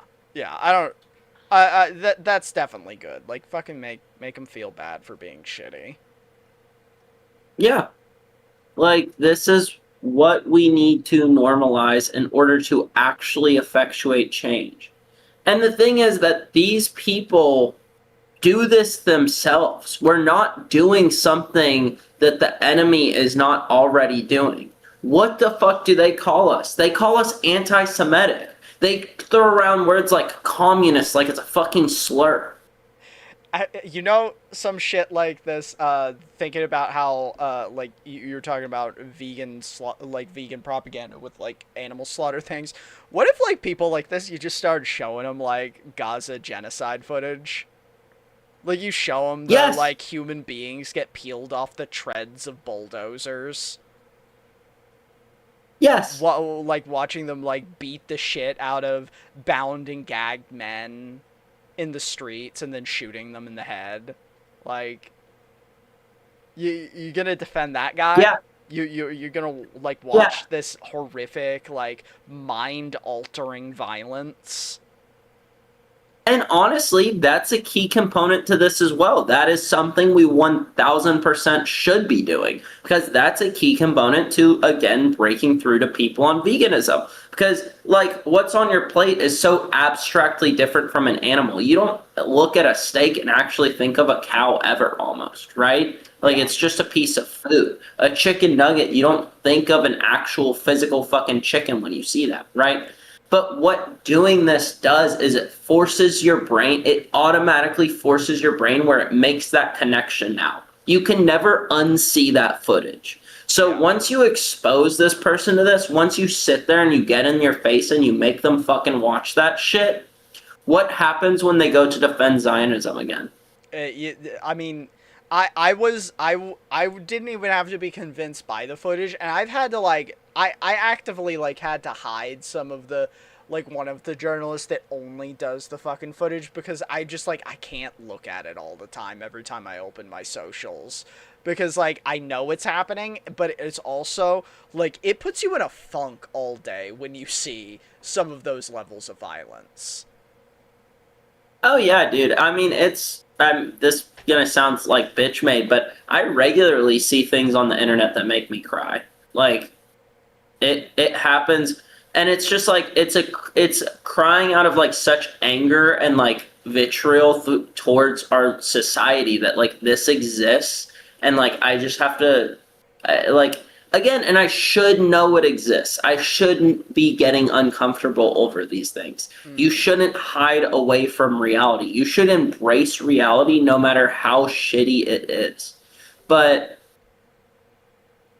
it's like, the reality is it doesn't that, like, mean this you have is to happening. psychologically damage yourself by just watching violence reels No. 24/7. Yeah, I never really purposefully seek them out. Like I said, it's just like randomly, like maybe it comes across my feed or something, and it's just like a fucking like abattoir getting exposed, and it's just like a video of someone like brutally beating a sheep to death with like a piece of metal or something, and it's like, oh my fucking god, like what I think makes me cry is knowing that humans are so capable of such monstrous things. Like it's like knowing that that's one of my fellow men. That's like someone that I could like go have a conversation with at the bar and have a great time with. And they might be an absolute monster.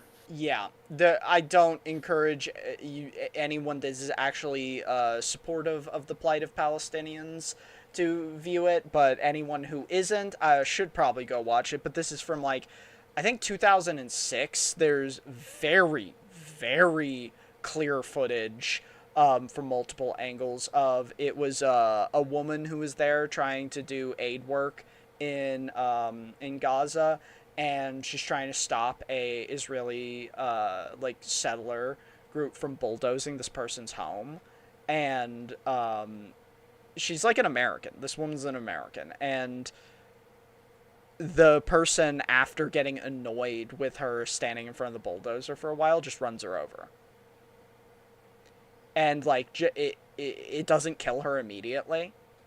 And it's so long and drawn out and so violent and so horrific because it just crushes like her lower half. It knocks her over and runs over like her legs and stuff.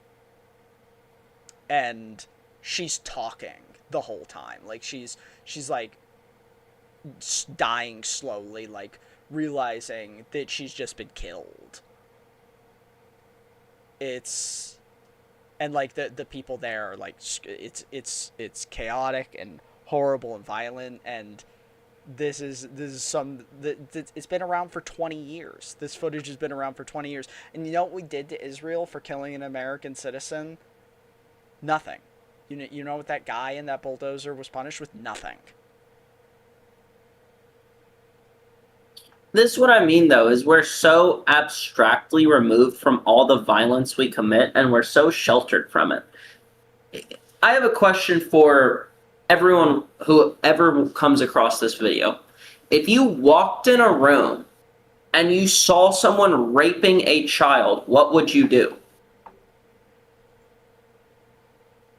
No, seriously, what would you do? Because I know personally what I would do. And I'm not going to hold words. I would kill that person right then and there. And there would be nothing wrong with my conscience. I wouldn't have a second thought about that.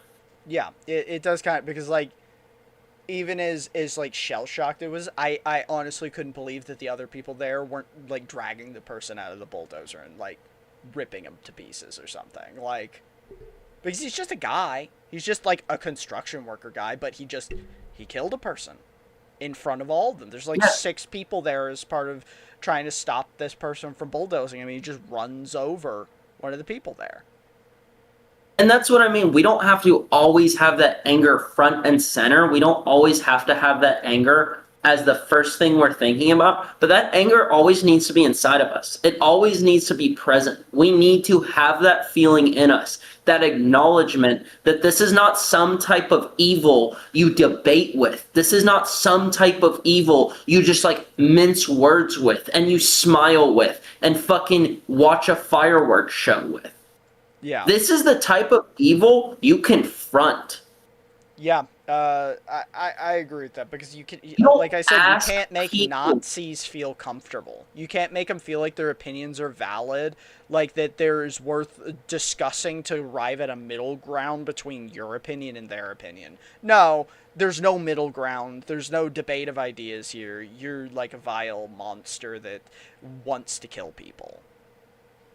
Oh, and I'm not just talking about conservatives and Zionists, by the way. The reason why I love that video is because that black woman is likely a liberal. She says at multiple points in that video, if you watch the whole thing, that she agrees with her about being anti-Israeli. She agrees with her that Palestine is getting genocided. She agrees with these things, right? But that's some lib fucking shit. Yeah. And you should also treat the liberals like civil. Yeah, that's what I mean. It's like it's something we need to destroy from the zeitgeist. Is this civility politics thing of like because this is something that's been ingrained. I think is at the fault. It's been ingrained in our zeitgeist as the mainstream opinion because of what has been like mainstream legacy media, because it's part of right-wing propaganda to have always moved our scope over the decades further and further right, is by taking like literally like a fucking white supremacist in a room and then a regular person and then having them debate, because by just including these two individuals in a conversation on screen, you're creating the illusion of this paradigm that these are two equal ends of a conversation. And then by default, you land somewhere in the center, which has always been the propagandized role of legacy media, which has always been how we keep leaning farther and farther right, because you just keep taking the average Joe as one of these commentators that's having this conversation against the other extreme end, and you just keep moving that extreme end on the right further and further. And it's what we've done our entire lives before we were born. It's been what's going on in legacy media literally since it was developed, where you just have regular someone that's kind of representing a regular Joe opinion, and then someone who's a fucking like Ku Klux Klan member, and then they conversate, and you create and foment the illusion that these are two rational ends of a paradigm, knowing that people end up landing in the middle. Like, this aversion to anger, this aversion to noise, this aversion to causing like disability and disobedience and shit that our society perpetuates, that is one of these things that has like really ingrained racism in our society so well, even in the modern era. That is like one of the things that fully keeps us suppressed as the working class individuals. Like these ideas that by causing a scene, we are the problem. That's rape culture. Like all of these things. That is the root cause of all of them, is like this mindset. And I call it whiteness because it is whiteness as a system. It's this mindset that when you cause a problem, that you are the problem because you caused a scene, you caused agitation, you caused whatever. Now you are the problem. Yeah. But what if I caused agitation for just reasons? We all acknowledge self-defense is valid. Sometimes violence is valid. Sometimes disobedience is valid. Sometimes causing a fucking scene is valid. Yeah. God, I wish I was trying to find the fucking like meme that I see all the time, because it comes up where it's like the fucking like two sides of a protest, and one of them is like this like always civil rights people being like, we want rights, and the other side is, I want to kill them. And then a guy in the middle going, can't we just come to a like central conclusion? Like, no, yeah. And then we always talk about this in politics, like presidents and shit. Oh, we're so heated. We need to tone down the political climate. We need to do yada yada. We need to do this. We need to do X, Y. We need to bring back civility. We need to bring back bipartisanship and working with each other. Fuck you. No, fuck you. No, we don't. I think that one's also like hysterically disingenuous, because they always just bring up, it's like, nobody's had more assassination attempts against them than Donald Trump by the radical left. It's like, dog, fucking every one of those guys was a Republican. Come on. And that's like, bro. Hey, if it happens again, I'm not gonna cry about it. Dude, every random person, like the regular Joe Schmoes, like the last time it happened, everyone was just like, well, did this one miss? No one was like, oh, well, what happened? They were just like, is this one finally a good shot? No one cares. It's already been normalized. And mind you, I'm not gonna say political violence is bad. I'm not gonna do it. Political violence is part of politics. It's just another tool in the tool belt. And you know what? One side's had a monopoly on it. Yeah, I was about to say, they get to determine what violence is. And I'm just simply saying that I disagree with them. I actually disagree with you on what violence is. Yeah. I'm not doing violence. Because you just say the same shit. You do violence to us and it's not violence. So if I do it to you, it's not violence.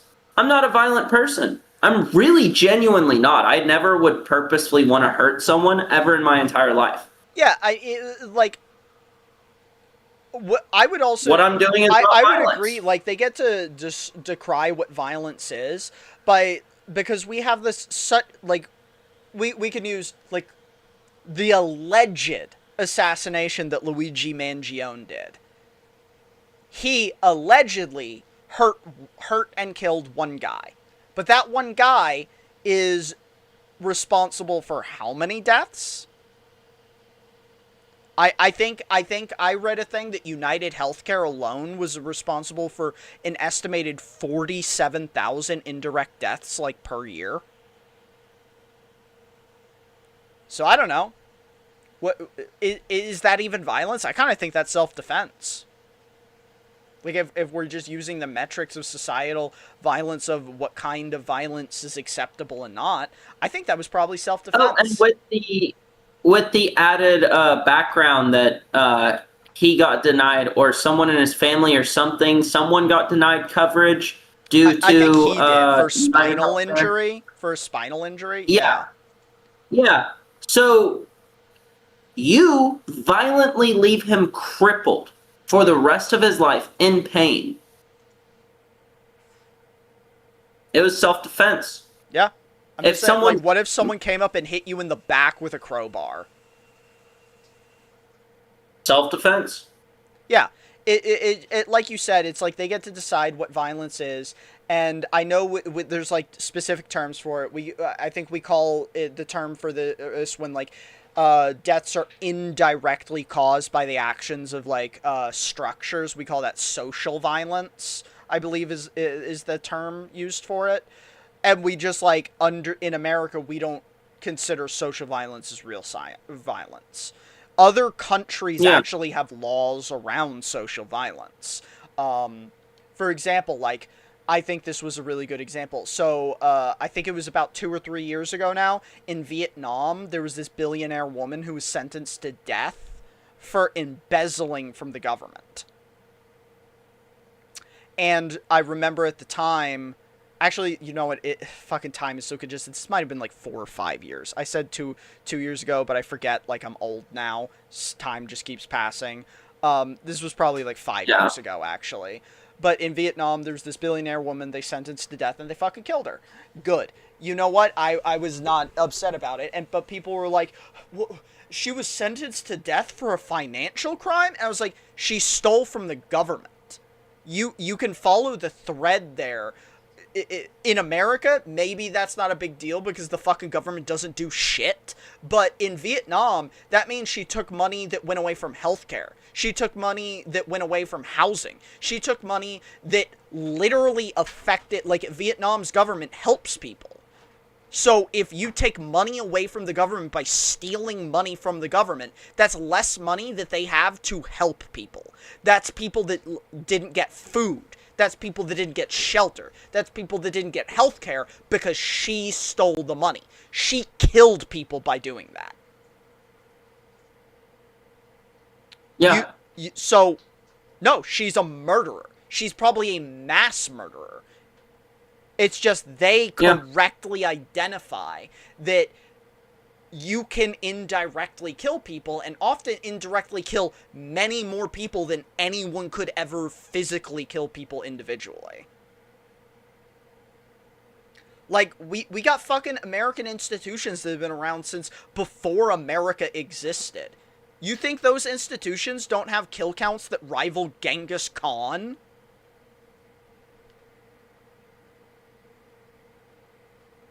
Dude, it's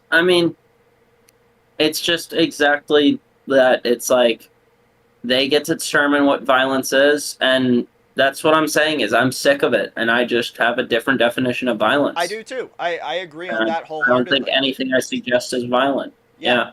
A lot of these entities, I don't think anything I suggest is extreme. I don't think anything I suggest is like abnormal. I don't view it as these things. View this as like what normal human emotions should be to these things. I just have a broader purview. Yeah. And I really think it's with all of these issues that I like talk about and care about so passionately, I think it's because we are so detached from what is happening. That's why we are not the population angry of planet enough. Earth was also like 500x smaller during the reign of Temujin. I don't think that's actually relevant. Like, proportionality-wise. Someone just popped in, hey, La Sausage, the population of planet Earth was like 500x smaller during the reign of Temujin. Okay, man. Like, who cares? We've literally killed millions and millions of people. Like, how many people did Genghis Khan kill? It is funny, but like, I say, okay, so you Genghis Khan, but also Genghis Khan didn't literally, if you're counting Genghis Khan's kills, they're also social violence, because, yeah, what is it estimated that Genghis Khan killed, like, multi-millions of people? So, you might be, you're right that, like, proportionality-wise, it's pretty significant, but we'd also, how many of them did Genghis Khan literally with his own hands kill? So, merely by accepting that Genghis Khan has a multi-million kill count, you're also kind of, like, accepting that you think of, like, social violence as actually real violence. Or even Hitler. If you're gonna say, like, Hitler killed, like, I don't even know, 16 million? Is it 16 million? Like, 16 million people? Okay, 20 to 40 million people, Native Americans plus abolition, plus shadow slavery, like... Yeah, so, like, even when we... Like, really fucking triple them. When we, like, take these historical tyrants and give them these huge kill counts, yeah, you could say that, like, it's even more insane because it was a larger percentage of the population of the planet Earth because back then, but also, you have to accept that they didn't literally physically kill all those people. They also killed them with social violence.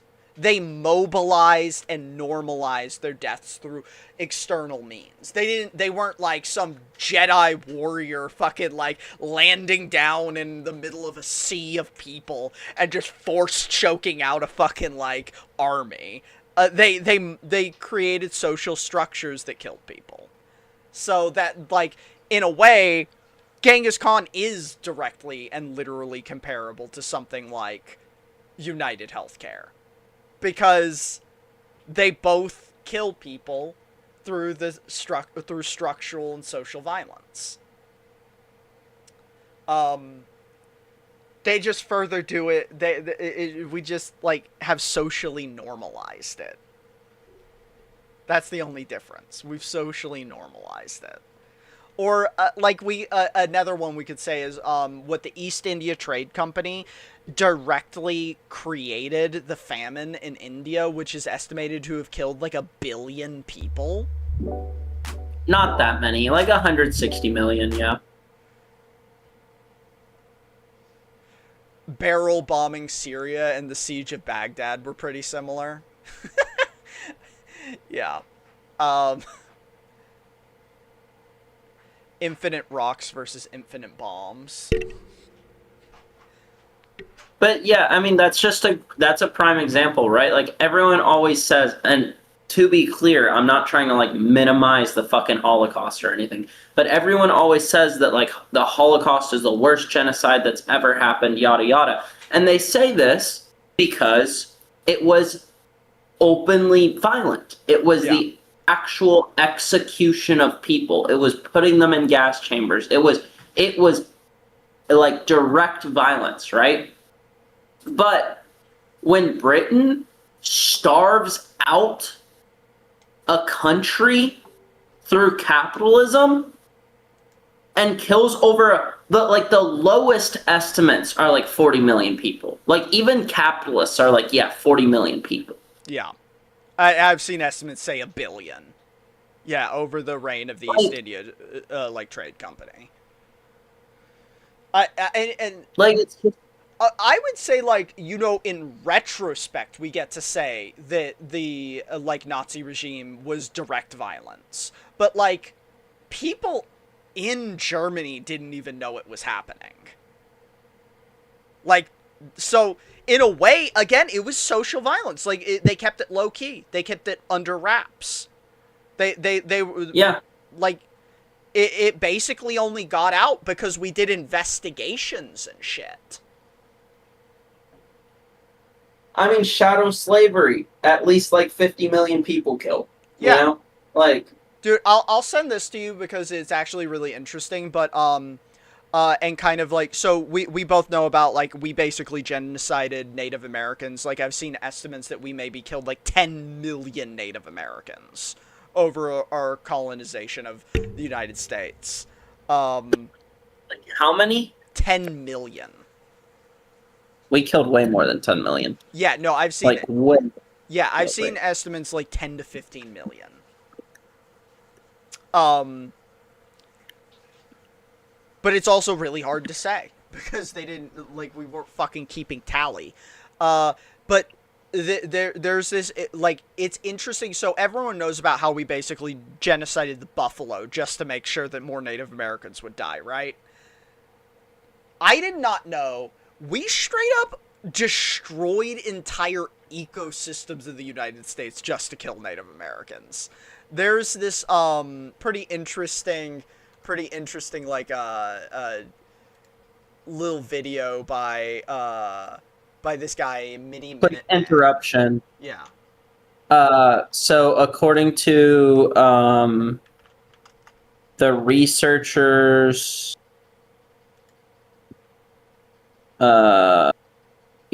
so this is an article by Community Communes, and according to them, the closest estimates by both experts is that over a 300-year period now, but over a 300-year period, 56 million indigenous people were killed across America. Oh, okay, yeah. The Americas. I was talking about just America. Like, just like our America. Like, not the Americas. Yeah, when you now, include if we're talking South... about just... Yeah, the estimate I was talking about was just counting what America as an institution did, not like, you know, Spain and Italy and France, and I was talking about just our kill count, just ours. Yeah. So if you're talking about just our kill count, by the 1800s, only 600,000 Native Americans remained in America. Mm-hmm. Yeah. So we don't know exactly what their population was before that, but it's very likely their population was up to around 20 million. So, yeah. Yeah. Because this is a big-ass fucking continent. A lot more than 600,000 fucking people lived on it even before we got here. Yeah. That's what I was saying, like, just like the Americans killed 10 to 15 million. Just the Americans. Yeah. Yeah, I guess I was a little unclear because, yeah, if you put fucking Christopher Columbus in there, if you put fucking, like, Spain, France, Italy, like, all that, oh, it's astro-fucking-nomically higher. The British, like, yeah.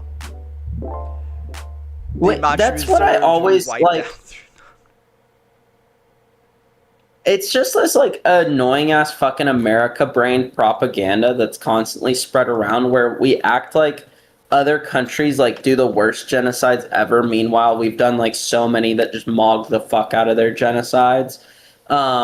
And then two, like we always act like other countries don't have democracy when like they just straight up do have democracy. And then if you look at the statistics of our democracy, it's like 80% of the population consistently wants something and it literally doesn't get done.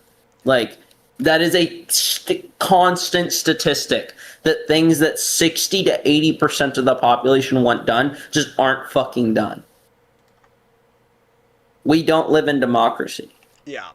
We don't actually have fucking democracy. I would say if you just want a nice little like 40-minute little doc thing to watch, if you have something time to kill and watch it, something educational, this is pretty cool.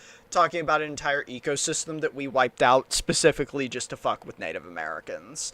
It's a travesty, and it's so cool that something like this existed, and I wish we could bring it back. And a matter of fact, like our the ecosystem in America is still fucked to this day because we like destroyed this, and like droughts across the country still happen because we destroyed this system.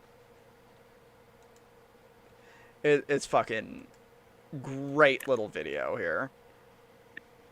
But yeah, that's one that I like. This is one that made me look into more of the ecosystem destruction that we intentionally did just to fucking choke out Native Americans. It's fucking absurd, dude. Yeah. We're one of the most horrific countries on the entire planet. We probably are. I'd say another guy I really recommend that if you want some educational stuff on like specifically Native Americans, this guy DJ Peach Cobbler. I like him a lot. He's been on a Native American history kick lately.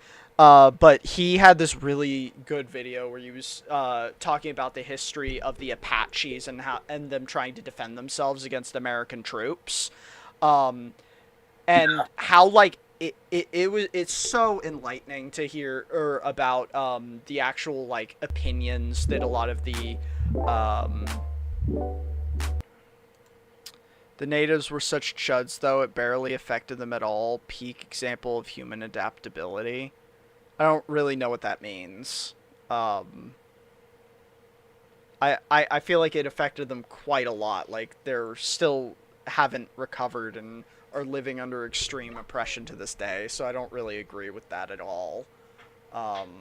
Yeah, like here are some things that are just like I just want to demonstrate like how fragile our democracy is. Universal background checks poll from 70 to 90% approval. Raising the federal minimum wage polls from 60 to 90% approval. Oh, yeah. Paid family leave polls from 60 to 80% approval. Medicare for all proves from 60 to 90% approval. Same-sex marriage before it was legalized. It polled up at 80% approval for years before it was legalized. Legalizing marijuana is anywhere from 70 to 95% approval, still not legalized. Oh, I see what you mean. You meant chads. They're such chads it barely affected them. That makes more sense.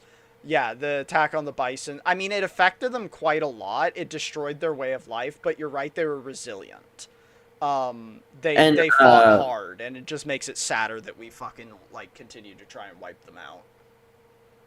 And according to the researchers at Martin Gillen's, out of the issues that 60 to 70% of the American support us on when a policy change is about to happen, and 60 to 70% of Americans support that policy change, it only actually gets passed into legislation about 40% of the time. Yeah, no, that's super consistently true in America.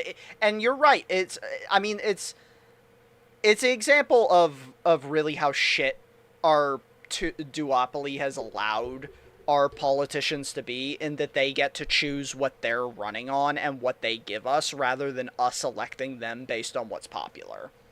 Yeah. And I can only hope that that's changing given the trend of progressive politicians getting elected.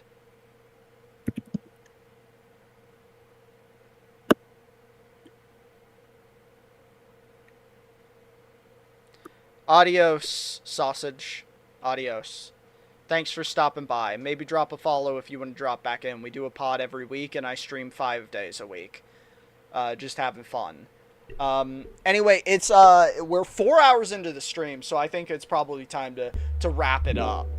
Do you want to end on anything, Sky? Thanks for the follow. No, just you know, like I said earlier, like it's just we need to normalize making people uncomfortable, and that's really what I think the centralized message should be. I don't mind talking about other things. I don't mind having light-hearted conversation. I don't mind reacting to Patrick Bet-David and fucking do debate. But at the end of the day, we need to constantly be bringing it back to the horrors of our country. We need to constantly be bringing back to the horrors of the people in charge of our country and what they're doing. And you know what? You have a good point. Maybe as a more focused thing, maybe we should hone in on specific horrors and make the next episode about one specific thing that we go into detail on. Because you know what? Yeah. I especially like a history thing. Let's talk about getting into a specific thing. We could maybe make this a little bit modern plus history. Like go into the history of how we've continued to propagate some kind of systemic oppressive terror in this country. That's probably a great direction to make these a little more focused. Yeah. We can both no, it's well at the end of the day, all these. My point actually too is at the end of the day, all these kind of things that go into the modern zeitgeist, they actually tie back. Like if you actually analyze the root cause of these things, they always tie back to capitalism. Yeah. Like I don't, I sound like a broken record. No, I but say the same every thing all the single time we talk about an issue, it ties back to capitalism. Fucking people And we at need work to- joke all the time that whenever I bring something up that I'm 5 minutes from segueing it into how it's capitalism's fault. And it is just capitalism. It is, yeah. That's just it. So I guess that's the most important thing for me, in my opinion, is we make sure we make it clear how this segues to capitalism, right? It's hey, this fucked up thing's going on, and it's actually a inherent byproduct of capitalism, and this is how, Yeah. Yeah, let's I guess after we end here, we over the next coming days we can shoot some shit about what we maybe want to focus a topic on. We could both do some research and share our research and talk about that stuff for the next one. Yeah. Maybe we can have a Hell yeah. specific topic headline for the next one, because I think that's, especially if you want to hammer a point home, I'm cool with that. I think that's a good idea. I also love excuse to research stuff. I'm kind of a fucking loser like that. I was also thinking I am in a group of a bunch of other leftists, right? And it's called the Antifa Strong Group. It's a bunch of other leftists who lift weights and stuff. I also think it could be kind of interesting to interview some of them sometimes. I was game for that. If you ever want to set that up, I think we just need to do it about a week ahead of time for the setup. So know who we want to. That way we can make sure we can get a day that works for everyone, and also so we can formulate a little bit of background check into the person, so that we can get some questions ready, and then send those questions over so that they can formulate answers, so they actually have good answers. Yeah. Yeah. No, 100%. Yeah. I'm super game So for that too. I actually already came up with a small question list. I'll send it to you as well. Yeah, but absolutely. I think it's just interesting, Yeah. And I think ultimately, like, leftists, we love arguing with each other, but I think it honestly makes us like better a lot of times. So like I think it's kind of an interesting thing. We're all pedantic nerds. So like, I mean, we talked about like an hour and 30 minutes about like what was maybe just like verbal communication rhetoric on essentially the same thing between how like structural power balancing should go. Yeah. So, like, yeah. But these are also like fundamental key issues, right? Is like these are like as pedantic as it is like debating language or whatever. It's like this is how you actually make change, you know? It's like as stupid as it seems, and I know a lot of people when they first get into leftism, they're like, let's just get in the fucking streets, do revolution, do whatever. But it's like you need to analyze the historical context of all the previous movements. You need to be reading theory. You need to understand these things, and you need to debate each other so you can actually understand like how this movement could happen, and not just happen, but happen in a way that effectuates change that is lasting. Yeah. Because nobody wants violence. I want to make that clear too. Everyone hates violence. Everyone hates uncomfortability. Everyone hates like the idea of revolution and what that would mean, right? And we don't want to do that again. Like we need to be sure that if we do something that we know what the fuck we're fucking doing. So like we can have these conversations for a long fucking time, and we should. Because ultimately, the masses are not educated. And that's the biggest thing, is we need an educated proletariat. Yeah. We definitely do. But anyway, it was, thanks for everyone that stopped by. I actually saw quite a few new names today. It was great seeing different chatters, too. It's always great when more than just Logan is chatting us up. I know Logan's got to put his smooth words on us, but it's always good seeing with the Riz. Yeah, always hitting us with the Riz. But we'll see y'all next weekend. I'll probably see y'all tomorrow to like maybe continue one of my game streams that we've been doing. I might not do the one we've been doing though. I feel like it's been boring. But we'll figure it out. And thanks for hanging around. Good night and good morning or whatever, wherever you're all. Hope you all have a great night or day or whatever. Stay safe. Facts.